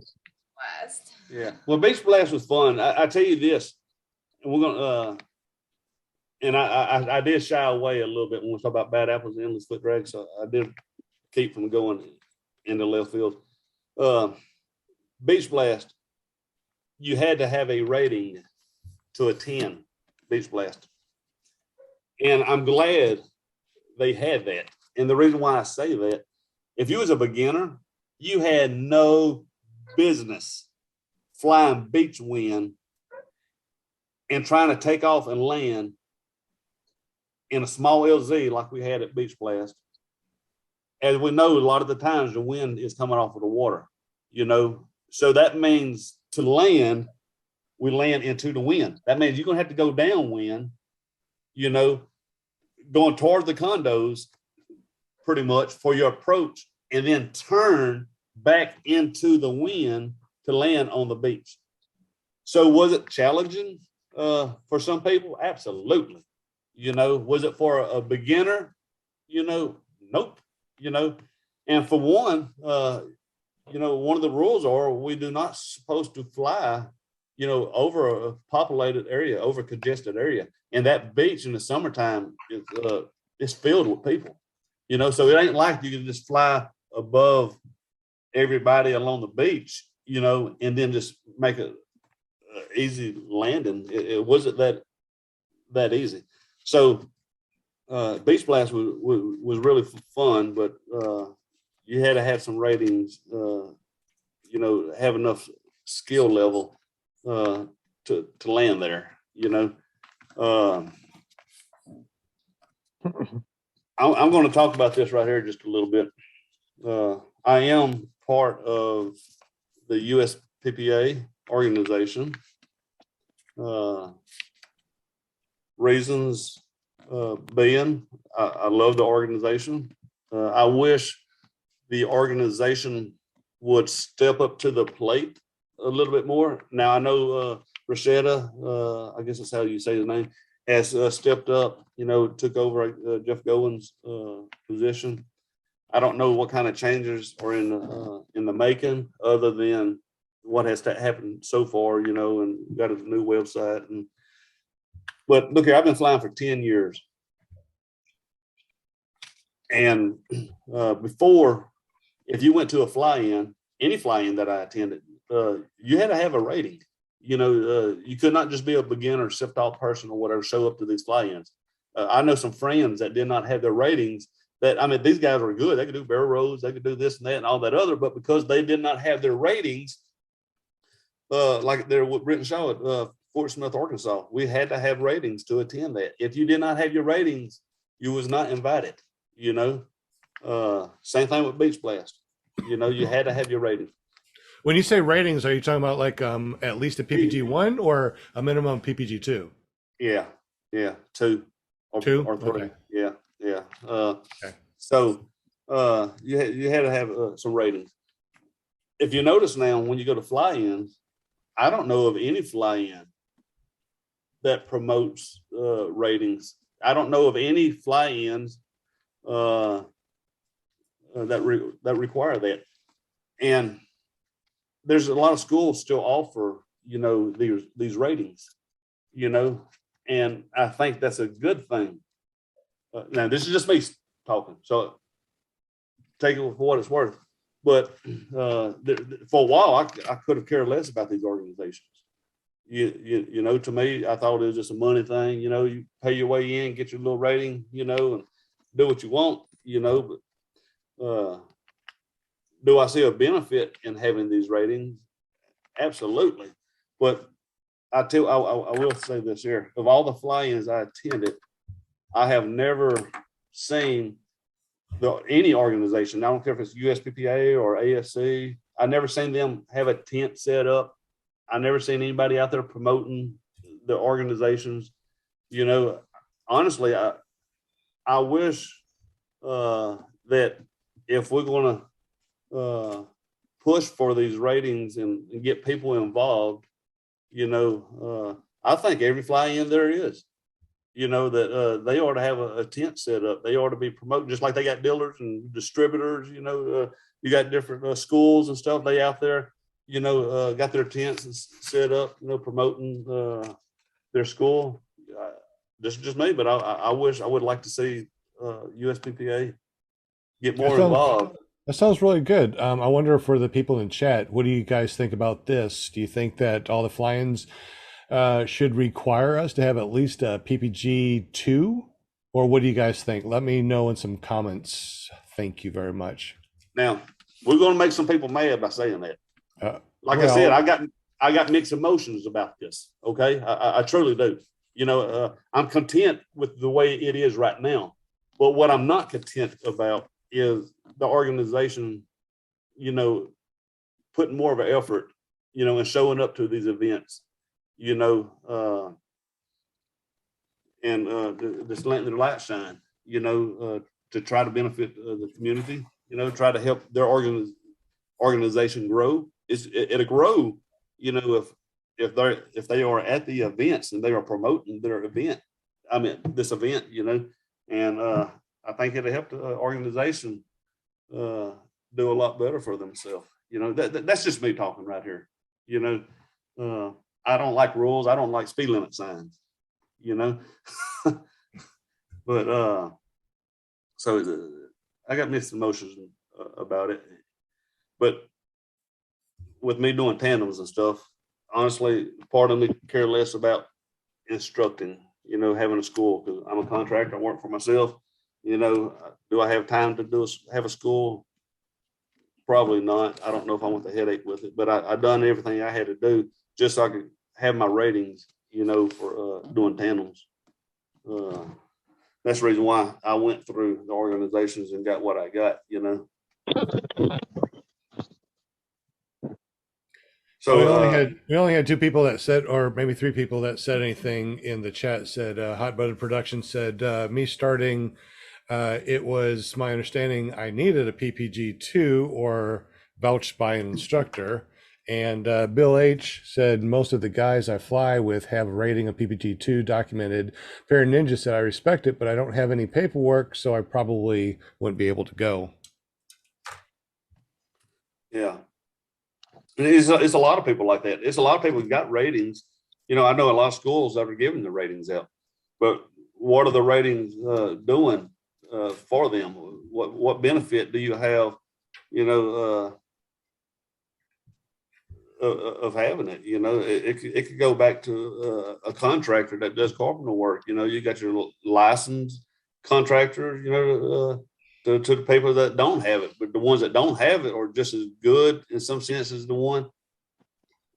I mean, there's pros and cons. I mean, That one benefit though would be that, to get the rating, you had to do certain steps. You had a syllabus to follow, and Yeah. that certain things were covered. And so Yeah. if nothing else, I mean, you pretty much know what you're getting as far as the training, and that's a standard, Yeah. supposedly standard across the board there. But yeah, I kind of got mixed feelings about that too. Well, I mean, and just like Shaun said too, if we go to a fly-in, maybe they should have the USPPA out there, so it's like you do want to go there, maybe they can help you get your rating there, so you can fly, I mean, having the USPPA over there or at the fly-ins does sound like a pretty good idea, just so we can, say hi to them for one thing. And number two, it's like, you're right. What does the 1, 2, and 3 do for us unless you want to get your instructor in your tandem? Mhm. Yeah, So, I totally agree about the presence thing, the actual booth setup. So keep in mind, you got a lot of administrators for the USPPA, a lot of them. When we were at Bad Apples, there's probably 5 to 6 of them there. So by that, I mean, most of these guys are going to these fly-ins. It should be as an administrator, just throwing it out there that they, it's like a charity almost, where they all, okay, 3 y'all are going to Bad Apples. Y'all set up a booth and, have a PPA, answer any questions, talk at the event, make sure y'all talk at the event. How we had seminars at Bad Apples, let some of those instructors representing the USPPA speak or something like that. But yeah, I mean, as far as the ratings go and whatnot, I know there's a lot of pilots out there that don't even have ratings, and they're phenomenal pilots, phenomenal. There's a lot in Georgia where I fly. A lot of these guys in Georgia don't have ratings. They could care less, because it's the way they look at it is, what is it doing for me? But where it can help them is when they go overseas. Like, for example, I just did a PPG 1 and 2 for a buddy of mine, which is a veteran pilot. He's probably been flying a paraglider for over 15 years or more. He's a free flight pilot before he's a paramotor pilot, but he was going back to where he's from in another continent, and that USPPA rating is validated over there. So he needed that to be able to fly over there. So, I mean, there is good things about it that, can definitely help. But like, yeah, I totally agree with the whole presence thing. That's something that, I think they should really work very hard to do it via every fly-in. I like your idea. I mean, to become an administrator, you would, the word administrator, basically, it's like a representative, or representing the USPPA. Make it like, okay, a requirement that you represent the USPPA at a fly-in at least once a year or whatever. Mm-hmm. That's a great idea. Yeah, I mean, we know a lot of them. I know between all of us, you may not know they're administrators, but I mean, they are. Like Mixer, Eric DeFore, Chad Bastian. I mean, Noah. I mean, Shaun, who's all? There are a couple guys out at Texas. Is what is it? Austin PPG that comes there? Is it Brian West? yeah, I don't know who's administrators. I don't know. There's some guy. No. What's his name? Fabrizio. Fabrizio's administrator, if I'm not mistaken. I'm not familiar. Yeah. So, I mean, there's so many that we don't even, you don't even realize that they're administrators, and they are. But yeah, I think that's something we should bring to their attention, that, let's start having a presence, and actually represent the organization. Because I know, like at Bad Apples, for example, there was a lot of brand new pilots there that did not fly, did not sign up, didn't put a wristband on because they were too scared to fly with all the people there, which I get it. But, that's when, they could have talked and, went to, spend some time, with the USPPA and whatnot, and just learned something or something, got anything, sold PPG Bibles or something there, talked about that, but yeah. Yep. So we leaving in the morning. We'll be heading. We've been loading all day, heading over to Plain Crazy, and that's going to last till Sunday. And then from there, in a couple of weeks, Jerry, where we going in July? Oh yeah, we're going to the beach for a week. We got it. Yeah, we rented a July condo. 10th through the 17th. Yeah. Anybody's welcome to come. Y'all want to come down there and fly with us? Say that one more time. Where and what time? We're going to Pensacola, July Hey. 10th through the 17th. Oh yeah, it's gonna be a blast. Look, we just got ran out of there and we ain't even made it there yet. Yeah. We got some crazy roommates.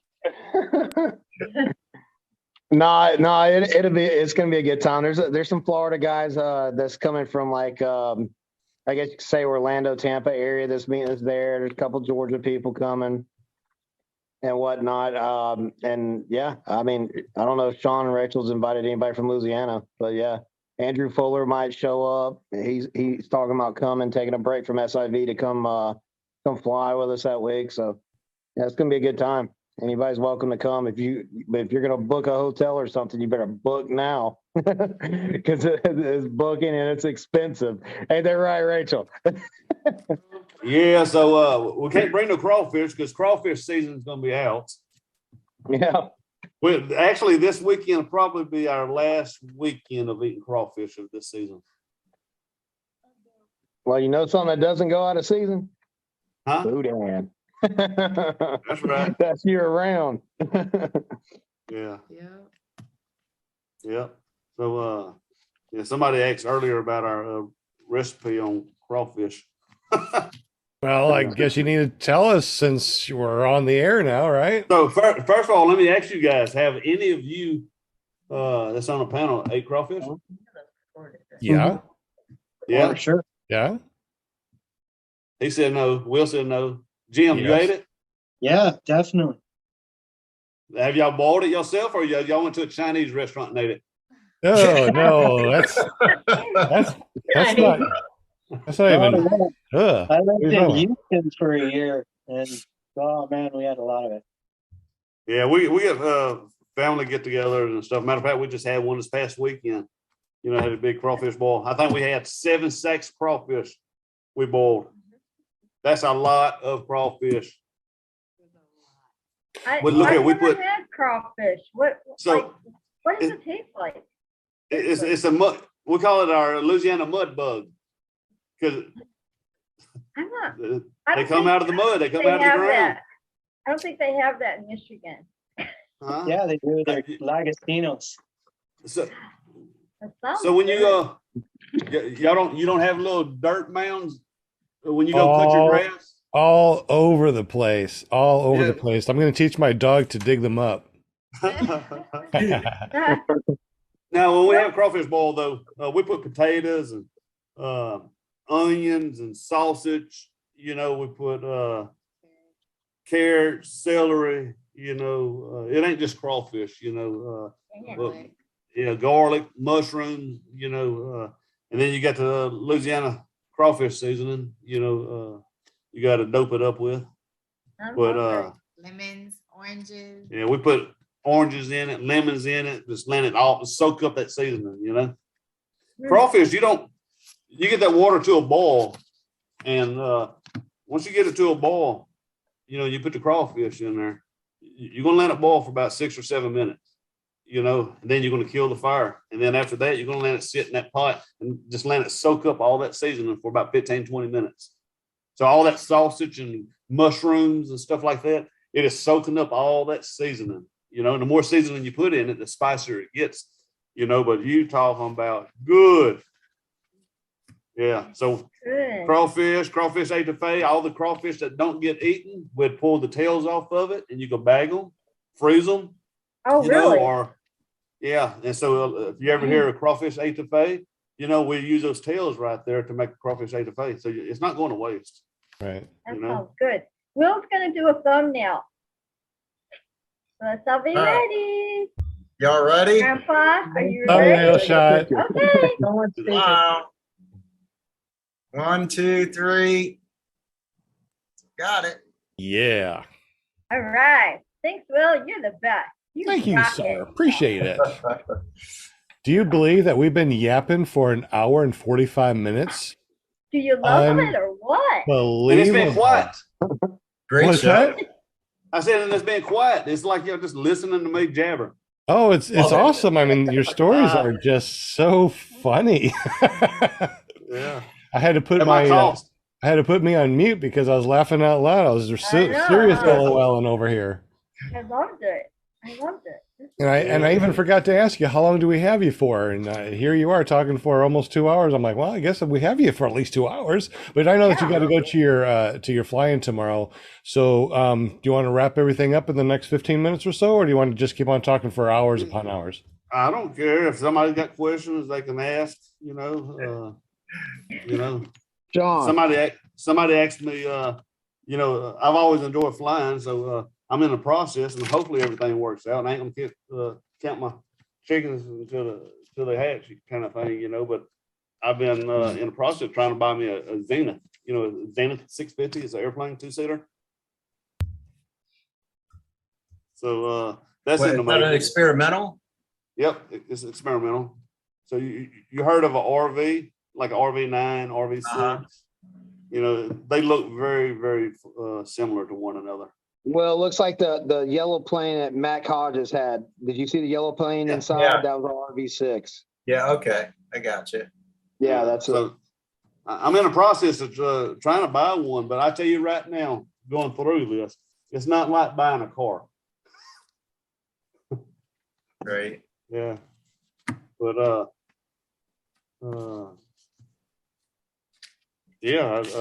think I made some notes. And I think I've pretty much hit. Oh, I'll tell you one thing I hadn't hit on a little bit. We might end it right there. I don't know. But like I said, we're not going to say any names. But at these fly-ins, sometimes we all got rules and guidelines, and not everybody follows rules,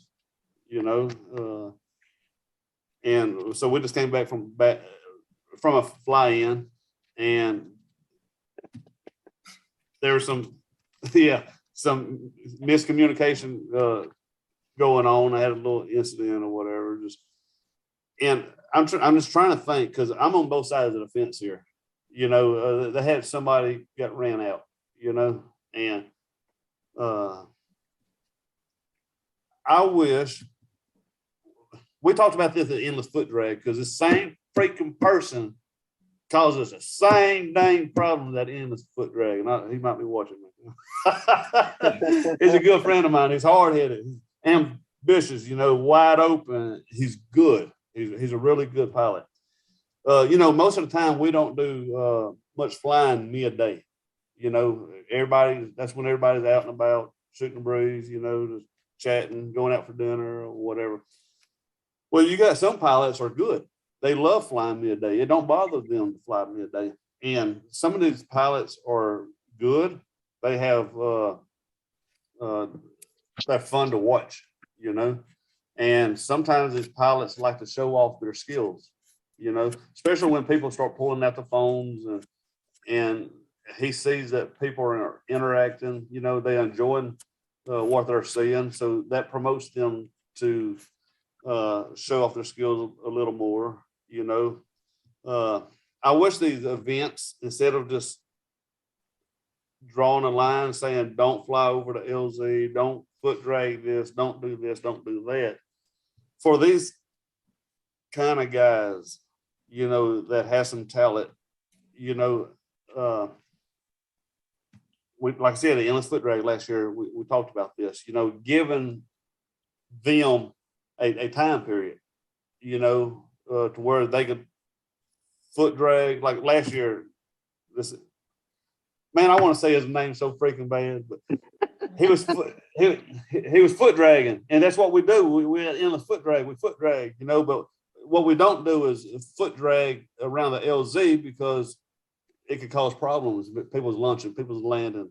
Well, this individual, nobody else is flying.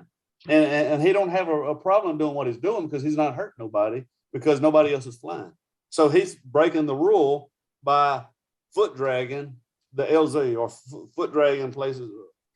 And that's, he just broke a rule, and some people get bent out of shape over that, I wish these events would open up a time period and allow somebody such as him, because he's doing figure eights, foot dragging, his feet never coming off the ground, and in the process of doing a figure eight, turn around and he'd do a wingtip drag. I'm just crazy skills, and he likes the attention, instead of getting mad and kicking these guys out, if we were to give them a window, an opportunity, when nobody else is flying, let them let their light shine. Let's let them cut loose, and do it in a safe environment. That way everybody's happy. He's happy, he's getting to show it off. Everybody else is happy because they get to watch, and it's not making anybody mad because he's breaking the rules, because we just broke the rules by, or should I say, we just added on to the rules by giving them a time period, So does anybody follow what I'm saying? Absolutely. I think that's an amazing thing to do. Me personally, I think that's great. If it's midday, or usually this person flies midday because really good skilled and stuff like that. Mm-hmm. So if you are flying midday between 11 and 2 or whatever the time period is that nobody is flying, yeah, have fun. I think that'd be perfect. That's when the more experienced pilots should go up anyways. Yeah. I just hate it when I see somebody that has talent like that, and then they railroad on. Look, I know this guy. Like I said, when he smiles, when you can be chewing him out and he'll sit there and just smile at you. And you're thinking the whole time that he's being sarcastic, that he's just laughing you off. And if you know this person, it's funny to watch him because he really don't get mad. It's just a lot of people take him the wrong way. And it makes you that much more mad if you chewing him out when he's sitting there just smiling at you. I'll give a free shirt to anybody that can guess the pilot. That's too easy, man. Someone already had But I was there, so. We're excluded. Jerry, if you want to do that and not say anything and just give away a free shirt, we can just use the chat. That way, everybody that listens to the audio doesn't know what's going on, and it's just private that's fine. through the super chat if you want to. This is the same person that I was invited to go to a beach to a fly-in, as a weekend fly-in, and when I got invited to go, this person was with me, and since I was asked to go, I asked them, "Do you mind if this person goes with me?" And he made a point to make sure to it that this person that comes with me does not get up and start doing barrel rolls at the beach and start showing off and doing sats, and so we had a mutual agreement between the three of us that was not going to happen. And look, let me tell you something. As soon as we get to the beach and he unloads, he is cutting it loose. And this person that asked me, that asked this guy not to do this, he went straight up to him, just mad. And he told him, this is your warning. You do that one more time, I'm going to ask you to leave. It don't matter where this cat goes. He went to Beach Blast with me. You're not supposed to foot drag the LZ. And the mayor was out there and he foot dragged the LZ. And John Black, he's the one over Beach Blast. Sure enough, he called this guy up. He kicked him out, said he got to go. And so me and this guy, we went down the road to another LZ, for about a day and a half. The wind started getting was trashy. The guy there that was doing the tandems was really backed up, couldn't do the tandems and stuff like that there at Beach Blast. They got in a bind, and they needed somebody that was good at doing tandems. So this person just got kicked out. The next day got called back. And hey, you mind helping us out doing some tandems over here, Look here. As soon as we got there and walked on the beach, I seen John Black walk right up to this individual and put his arms around him. I took a picture of that. I had to. I still got the picture. It don't matter where we go. This person will he will break the rules. But so I just figured if these events, if we can open up a window, because that's what they want to do. They want to show it off. They want, let's let the cat out of the bag. Let's let them. I would agree with that wholeheartedly. But until that point, I kind of feel that the rules apply to everyone. And then once they've changed, then have at it. So that's what I'm talking about. Well, let's make some modifications to the rules. The rules don't change. Let's not flow. But when we have a time period such as this right here, when nobody else is flying, because most of the time, the reason why we have these rules, especially around the LZ and stuff, because we got people trying to launch and land. We got beginner pilots there. It's all about safety. We don't want nobody out there getting hurt or feeling uncomfortable, and be put under pressure. So, but midday, well, these cats ain't flying anyway. Mm-hmm. So during this time when they're not flying, let's open up, let's bend the rules just for this time period. Let's give them a 1 hour window, to go out there and cut loose, because nobody else flying, they're not hurting anyone, I'm making a suggestion here. I'm on both sides of the fence here because I help out at Endless Foot Drag. Let me ask you a question, Shaun. So if let's say they had that 1 hour window made available, would this person stay within that 1 hour window and not? Well, if you have a good air boss, like we do at Endless Foot Drag, we got guys out there with vests, and I'm telling you right now, anybody that knows Martin Henderson, he does his job. He's a really cool cat, he'd get along with anybody. But if you break a rule, Martin's going to chase you down, So when you got somebody like Martin involved, he takes his job being air boss very seriously, when you Martin will conduct and make sure everything is to schedule. That's just the way he works. We got rules, let's not break them. But at the same time, let's give them an opportunity, whatever that time period is, to cut loose. Let's cut them some slack. It sort of sucks, I guess. Like for this guy, I know he asked for it. He went out there and done things he shouldn't have. But he just made a 600 and something mile trip, 12-hour drive, and then he wasn't even there just a couple of hours and got kicked out. So I'm just saying I'm on both sides of the fence here because I do help run Endless Foot Drag, and I also are friends with people such as this guy right here that's hard-headed.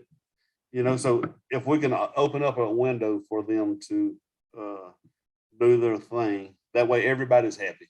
Everybody's happy. I think it's a great idea. And the reason being as well is because it shows the people who are going that it's only during a certain time. It is acceptable. You can do it during that time, but we don't want you to do it any other time. And it protects everybody else. I think it's a wonderful idea. And it reiterates that it's not appropriate at certain times.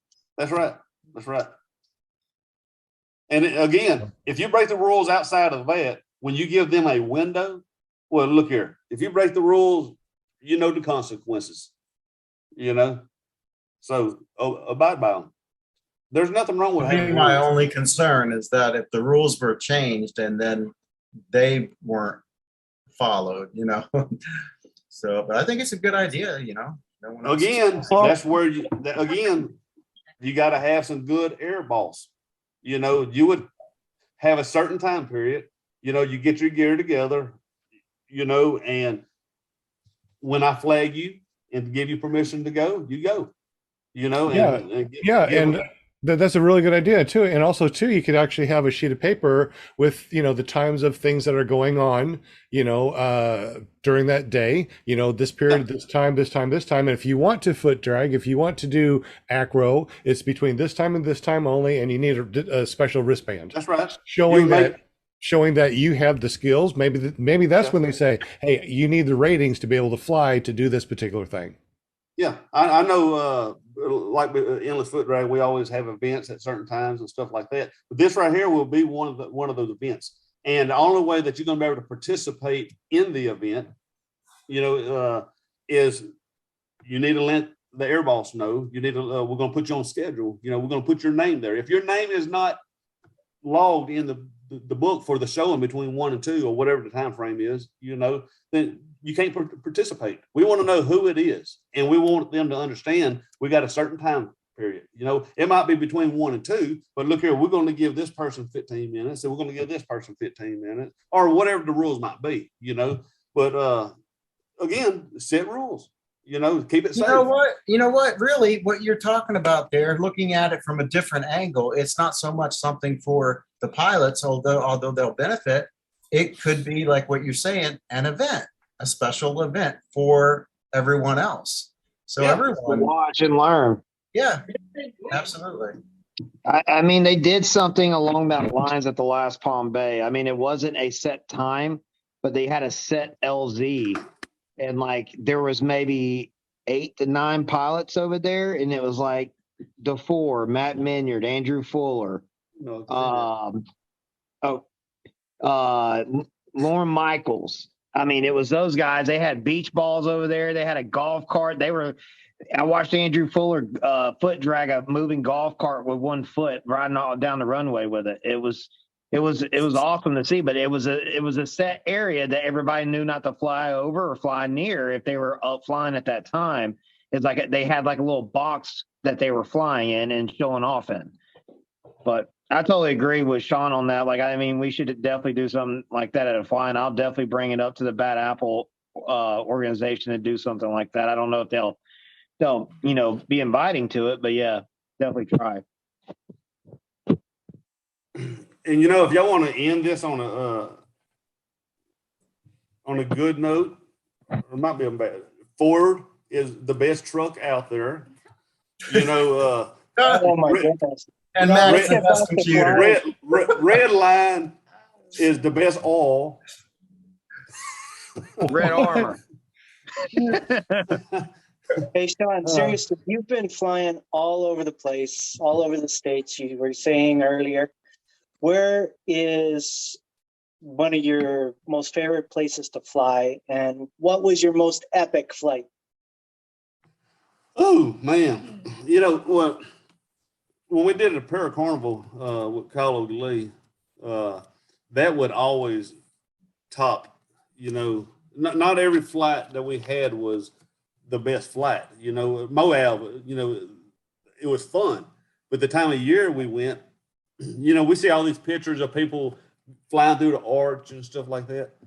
Well, we didn't get that opportunity. You know, those rocks when we went was hot, and the thermals was making it a little trashy. You know, at one time we was camping there in Moab in some tents and stuff along the river. And so we had like 1,000-foot wall right there on the side of the river all the way to the top. So we're like in the bottom, you know. I'm looking up and I see Kyle Lee coming in to land. And I'm wondering why he's coming in to land. And I decided I want to take off, you know, and he's coming down and I'm going up. And once I got up, I realized why he was coming down. It was a storm coming our way. Yeah, it got ugly, and it got ugly quick. And I remember when I seen it and I decided to come down, that wind started picking up. And when you in between rocks down there by the cold water, that air got trashy, you know. So I would never forget Moab. But at that particular time we went, was it probably the best time, you know? We What flew time of year over, did you go? when was it? Whenever the eclipse took place. I don't remember what month that was. But it was during the time of the eclipse. Because we was actually in Casper, Wyoming when the eclipse took place. So I don't know if that was a good time of year or not. Maybe it was just a bad day was there, a bad week was there. I don't know. But we was all over the place, you know. I remember Chris Montez, he hung out with us quite a bit. And we flew over the national park with the arches or whatever. And we failed to realize that you're supposed to maintain, I think, a 2,000 foot elevation over that national park. And me and Chris Montez, we're breaking all those rules. We're down in the park. And what was funny about it, I looked around. I'm like, "Where's Chris at?" Because he was nowhere else to be found. That rascal landed. He ran out of gas, but just so happened he was high enough that he was able to glide off of the park, the national park, and go down to. There's a road down there, and he was able to glide off and land on the road. And somebody came and picked him up. He ran out of gas. But imagine what we could have got into if he ran out of gas and landed there at that national park. You know, that you're supposed to maintain 2,000 foot over, from my understanding. You know, so those are good memory flights. Where do we fly at? Met Chris Santa Crochet. You know, we went to the south side there in Utah and did some free flying. You know, look. I'm not a paraglider. I'm not. I don't have a paraglider harness. I didn't ask Chris for one. So, you know, these little, you know, our kiting harnesses. Oh, no, really? This one's like on the mountain. Wow. My- Okay, Yeah. please continue this story. Yeah, so, Michael Holiday told me it was safe. Wow. Hey, the man, you know, for Michael Holiday, for his memorial, for his service, for his funeral, you know, the family, because I was so close to him, they asked me to say some words, to talk a little bit about Mike, to share some memories and stuff like that. And I'm trying to think the maddest time that I ever got mad at Mike. You got to understand, Michael's a really good guy. Everybody loves Michael Holiday, you know, just an all around good guy. There was sides to him that might get on your nerves sometimes because he's so anal about some things, you know. But I was sitting there trying to think about the maddest I ever got at Michael. And so that day at on the south side, with free flying there with the kiting harness there in Utah, when you glide down to the bottom, there's two ways of getting up. And one of the two ways is if a friend is down there with a ride, you know, you can ride with your friend back up to the top, you know. The other option is if your friend is on top of the mountain and not picking you up and you got to climb the mountain, you know. And I remember Michael didn't pick me up. And from the ground looking up, I didn't think it looked so bad, but halfway up there, I was tired. I was burned out and I didn't know which way to go. I'm looking down and I'm seeing buddies picking up their buddies, you know, and they getting rides up to the top, you know, and they laughing, cutting up. And I'm sitting there trying to climb up to the top of that thing. And Michael's up there laughing at me. And I'm tired and I'm burned out. And I got frustrated, really. I really did. And that's probably the maddest I ever got with, at Michael. Some good times, you know. But so, that was fun. Honestly, here at home, we had this crawfish ponds. We got rice fields. it's a lot of water over here, especially during this time of year. You know, so when you get up in the air, there's thousands and thousands of acres, you know, of water, crawfish ponds and rice fields, and they ain't but knee deep. You know, they're not deep at all. So if anybody wants to fly crawfish ponds, I got probably one of the best places to fly out of. You know, I love flying at home. I truly do. So that's that. All right. Well, man, I've had an amazing time listening to your stories. Um, uh, I'm speechless on some of them. Not quite sure how to react on others, and opinionated on some, and thinking some things are a good idea and some things aren't a bad idea. So this has been really fun and very interesting. I really appreciate you, Yeah. Shaun and Rachael, for Yeah. joining us tonight. This has been really awesome. Any other anything else from the panel before we call this a night? Was there anything else that we missed in the chat? There was a Paraninja. He said that it's a thorny question and it's about flying etiquette and it's about starting the motor on the back or no ground start rules. I guess as far as fly-ins go, because it causes a lot of tension on our groups. So look here, the whole 2 hours and 10 minutes we've been sitting right here. I didn't know that I could see the chats, and I was looking at the bottom of the screen right here, and I just seen a button right there. So I clicked on it, and then all of a sudden the little chats popped up, and so I just read it, and I'm sitting here thinking, I hope he don't ask me that. sorry, man. Wow. Just got you at that last moment, though. You don't want me to answer that. It's just opinions. I mean, you know, this show's opinions, and it's free speech opinions. So, do I believe in that at fly-ins or in general that you should have the motor on your back? After seeing a lot of things that has happened to people, you know, yeah, I think that's one of the best advice it could be. You know, I know some people put a strap on their prop, you know, to keep it from spinning in case the throttle was stuck.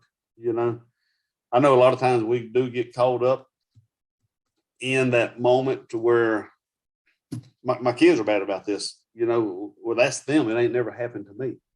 You know, and they think they're bulletproof. You know, so every time it's for some people it might not ever happen to, and for quite a few that it has happened to has had some very bad outcomes. You know, some of them is just a finger, or some of them it could be an arm. You know, or I've seen some where half their head look like they got scalped. You know, I would never recommend ground starting. Just don't come fly one. So I am very anal about checking my slack and my throttle. You could go through all the loops to make sure everything is perfect for when you crank it, you know. And I don't care how big a man you are, you know, and how well you got a hold of that thing. But if it ever did happen, the unknown might be a territory that you wish you never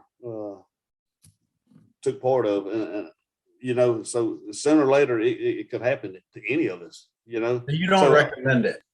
No, absolutely not. If you have that's a good thing. You know, I scuba dive. You know, and one thing about scuba diving, you should really honestly never do it alone. You should have a buddy. You know, and one thing good about having a buddy, you know, a lot of this is safety. You go scuba diving, you take courses. A lot of the courses, I was talking to Jerry about this the other day. A lot of the course is about safety. You know, having a buddy there helps out. Same thing with flying. If you got a buddy there, hey, you start me and I start you. You know, I mean, no, I don't recommend it absolutely at all. I really don't. Even though I have a tendency to do it myself, that's a gamble that I take. You know, I absolutely don't. And when it comes to fly-in, we got enough people there to help you start your motor. You know, because if you ground start it and the motor does go crazy on you, it's not just you. You know, you got other pilots around, you got bystanders, you got people watching. And a lot of times these people are not very far from you, you know. Honestly, at fly-ins, it should really be a rule. And I got a question for you with that in regard to that. You said because there's other people around, I start you, you start me. So, I mean, I went to a fly-in the other day and nobody even thought of assisting in starting. We all started it all on our backs and everything. Mhm. Most of us did anyway. And we encouraged people with different techniques, but I thought that's a good point that we can have somebody help us start. well, a We lot of can times, walk right in and then have somebody pull the well, cord. so here's what happens. A lot of times with these motors, you got the motor on your back, you strapped in, and it's aggravating. You go to, even if you can reach back there and grab it and pull it yourself, and you pull, and it don't start. Well, now you got to you're going to have to set it down, start all back over, and prime it. You know, push the button, squeeze it. But if you got somebody there with you, you know, hey, give me a squirt. You know? I know. Give me a squirt and pull my thing. Yeah.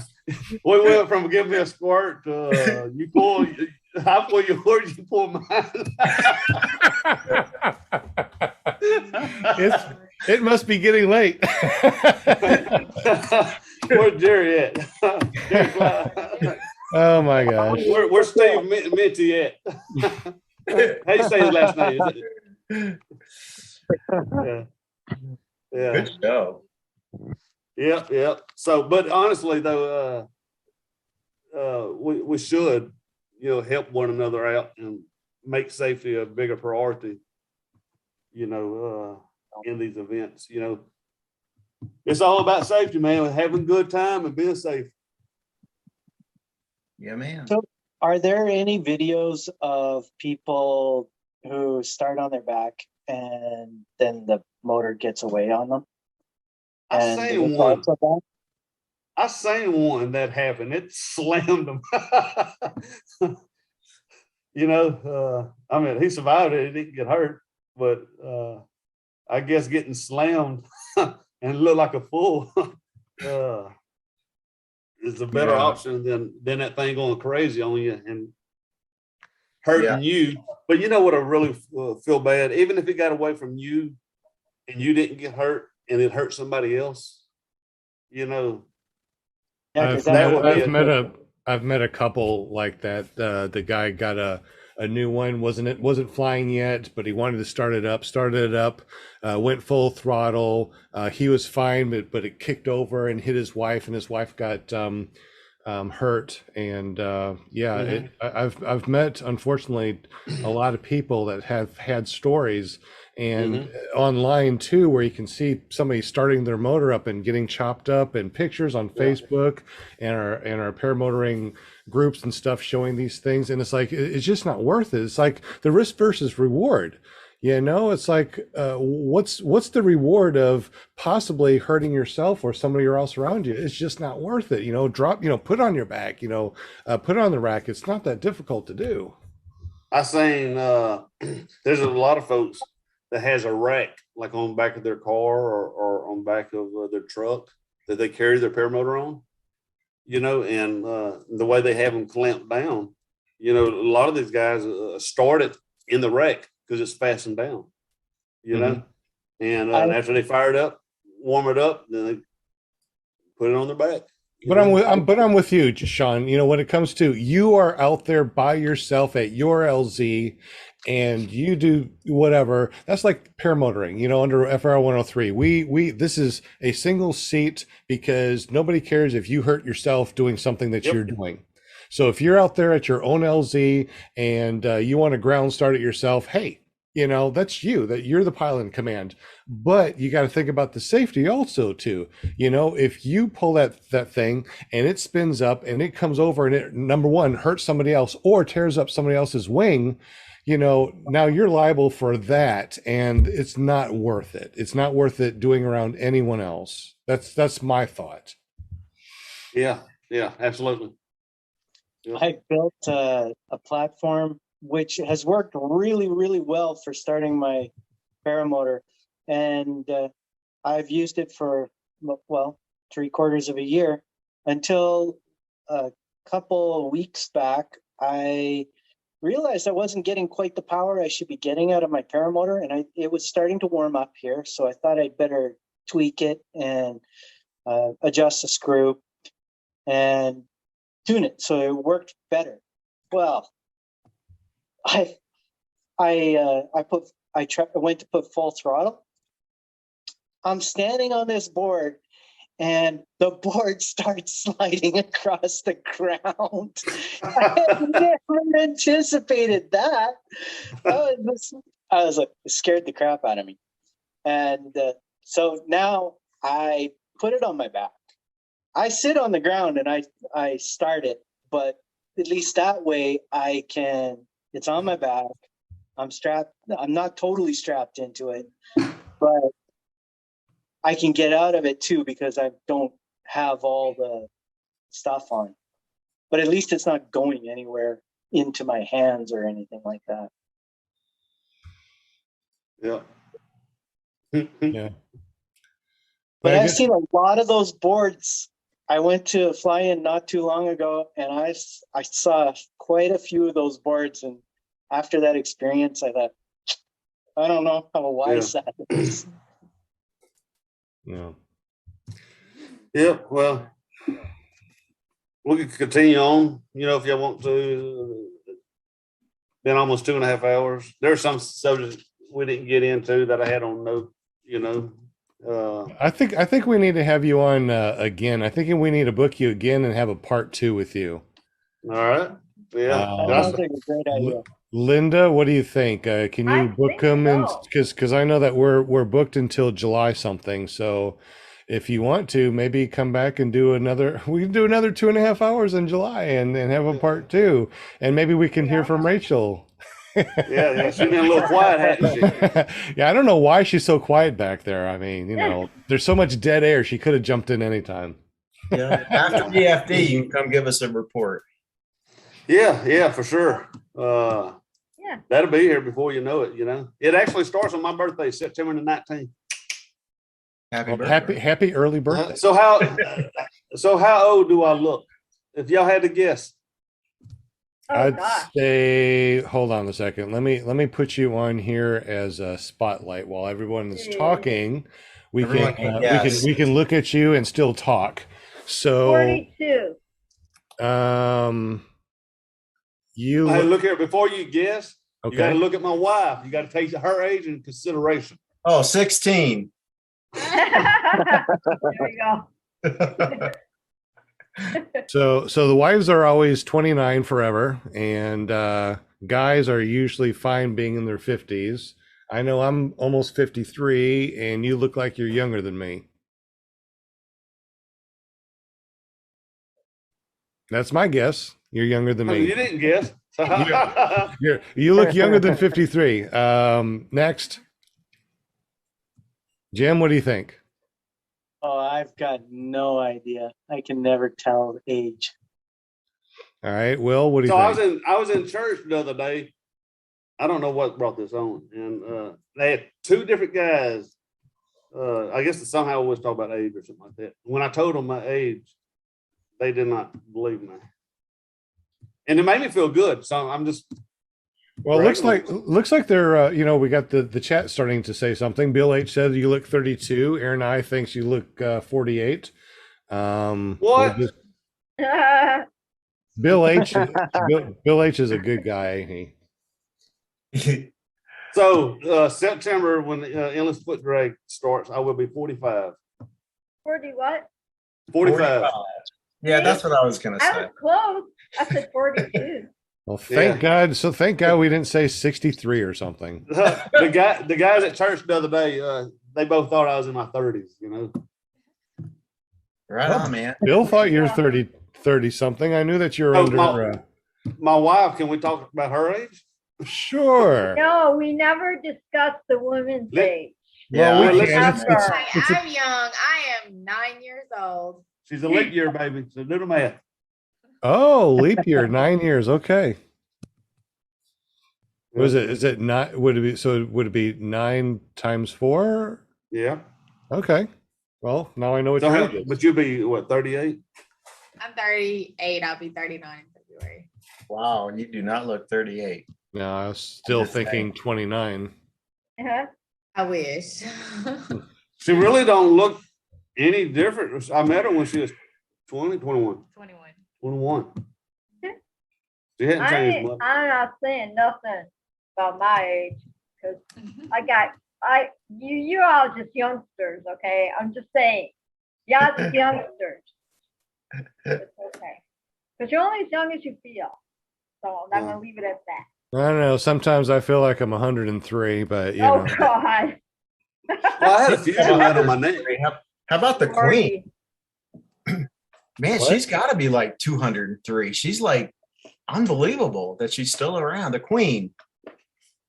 Oh, the one they had that, she's 96. Is that all? I mean, she was old when I was a kid. They just celebrated her reign of 70 years as queen. She became Wow, queen that's when right, she was yeah. 26. That's unreal. Long She's live the been a queen queen. for 70 Yeah, yeah. Long live the queen. Long live the queen. There you go. Oh, wait, they're talking about me. Oh, long live the queen. Yeah, that's Long live the queen. This has been really my a queen wave. very. Hey, John Wayne says everybody looks 12 to me. John, you're not old. John Wayne is 29 also. I think we're all 29. We'll just stop birthdays after 29. There you go. There Yeah, you go. I cried when I turned 30. She did. I did. Perry Ninja said, "How about Tom Cruise just saw Top Gun 2." That was a good movie. It's awesome. I haven't seen it yet. Is it something that I should see? Was it good? Was it worth it? Yeah. You want me to just Go spoil it? see You want me to No, just spoil it don't for you? spoil it. No. Okay.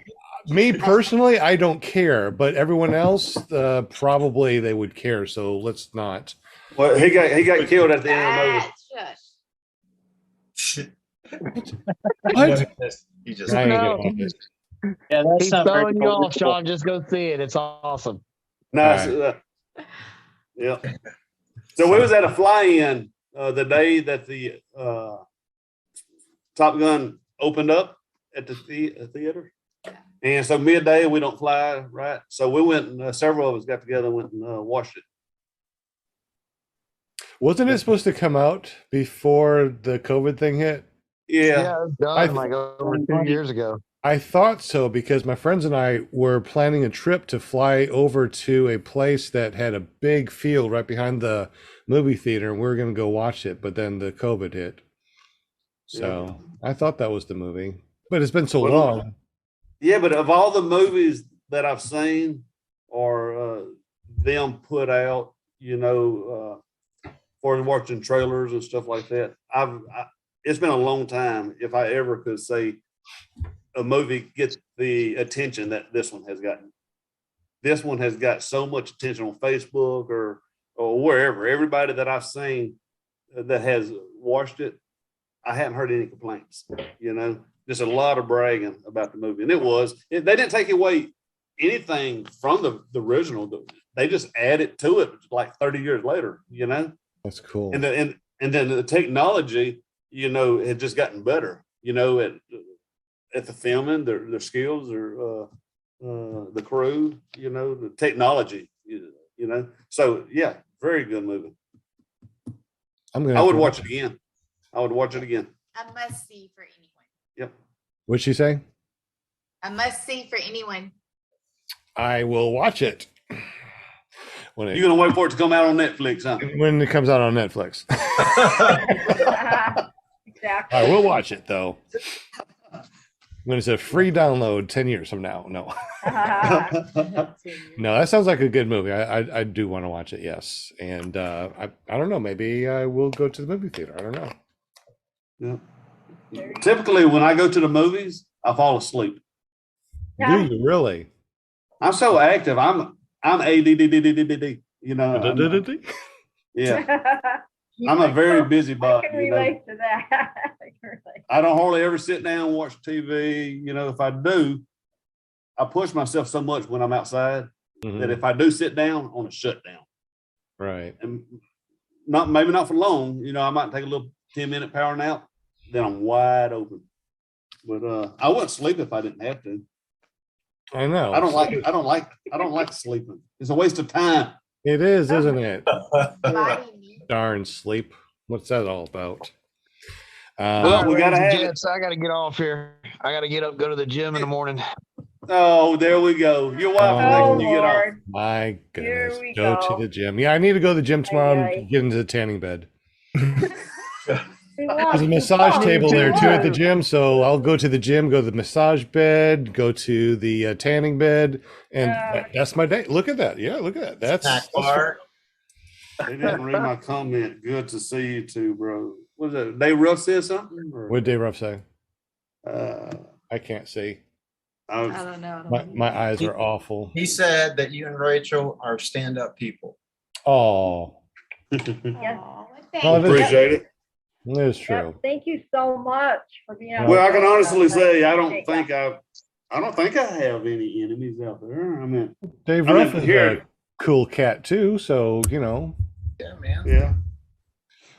There you go. Hey, it's really hard for me to see. I don't know what's going on with me. Before we go, Will Fly, can you see the chat okay? Can Yeah. you see the names? Can you just say hello to everybody in the chat for me? Because my eyes are so blurry today. I don't know why. What's going on? Can I you say bored hi? you that bad? Man, I tell you, this getting old grandpa crap is for the frickin' birds. Oh, good All Lord. right, You are not old. so we got Padre Brook PPG, Joshua Marsh Paramotor, James, Jim Care PPG, Phil Huker. I think I said it right. Bill H, Kyle O'Glee, Tommy Sutherland, Travis DeFont, Hot Buttered Productions, Nice. Henry Gramillion. Let's see, and Andre Gramillion, and gosh, lots of people. Good. Cool. I got him, William Garland, and John Wayne. Cowboy. Yeah, lots of people in the chat, lots of activity too. Walter Priori, what's up from Lots of Australia? chicken. Once again, I'm so happy when I see him in the chat because I know tomorrow is coming. It's coming. Thomas Lynn Holland. Let's see. Hope I'm not missing anyone. Kelby Cox. What's up, Kelby? Hey, Kyle O was in there too earlier. Kyle O'Glee. Yep, got him. Hi, Kyle. Let's see. He's probably in bed now. That's a hardworking man right there. I don't know Yes, how he does it. is. I don't know. Yeah, he is. Just going down the list. Angela Preslick. What's up, Angela? Hi, Angela. Love you. And let's see. John Wayne, Bill H. Okay. I do believe that I got everybody. If I missed someone, I'm really Cool. sorry. Awesome. Oh, Aaron I. Chatters.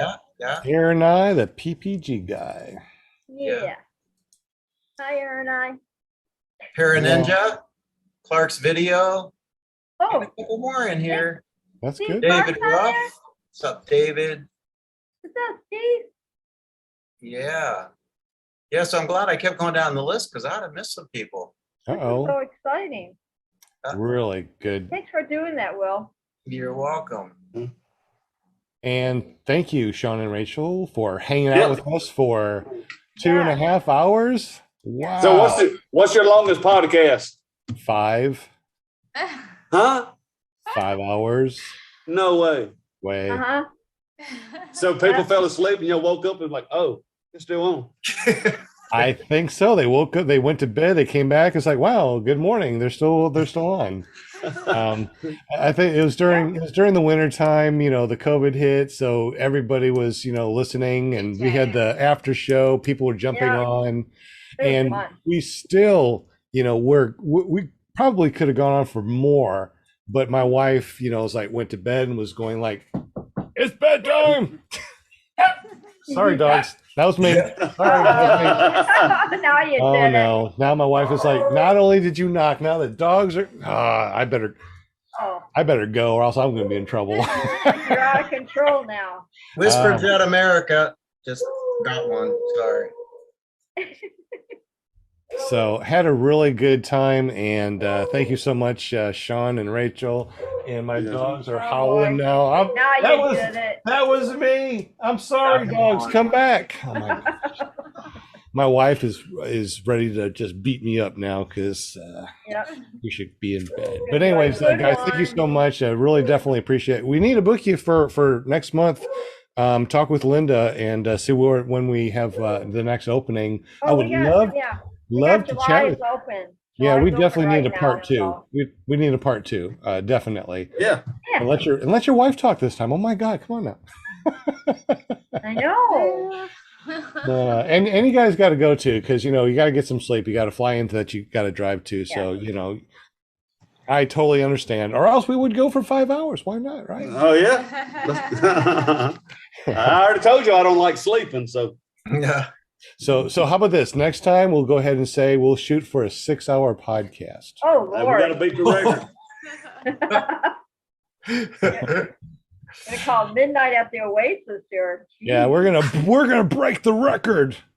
All right, guys. Well, thank you so much, Shaun and Rachel. We definitely appreciate you. You are Thank you, Shaun. absolutely Thank you, Rachel. wonderful people. Yeah. and Nice talking with y'all. Yep. It's Hopefully I didn't bore any of you guys. Thank you. No. Oh, yeah, no it was boring just like at falling all. asleep and, We're awesome. like, yeah. Thank y'all for the invite. We had a good time. Absolutely. This Had was a, fun. had a blast. So anyways, guys, thank you so much, everybody in the super chat, everyone that's listening to us. This is episode 124, season 3 on PPG Grandpa's Paramotor podcast. ClearPropTV.com. You can watch us live every Monday night at 7 p.m. Central, 8 p.m. Eastern.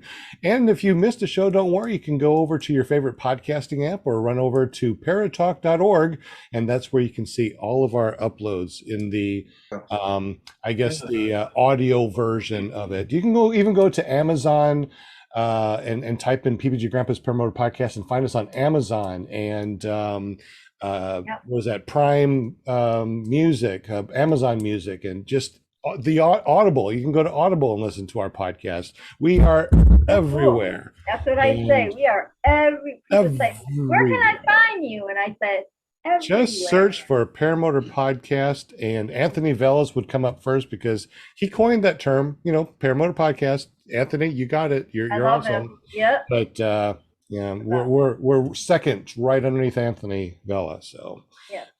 anyways, y'all have a wonderful evening. You guys don't go anywhere. We'll say goodbye after we say goodbye on the air. And Okay. peace out, everybody. We love y'all, and we will see Love you you. next week. Be Bye, safe. guys. Have an awesome one. And we are going to say goodbye to the audio. Good night.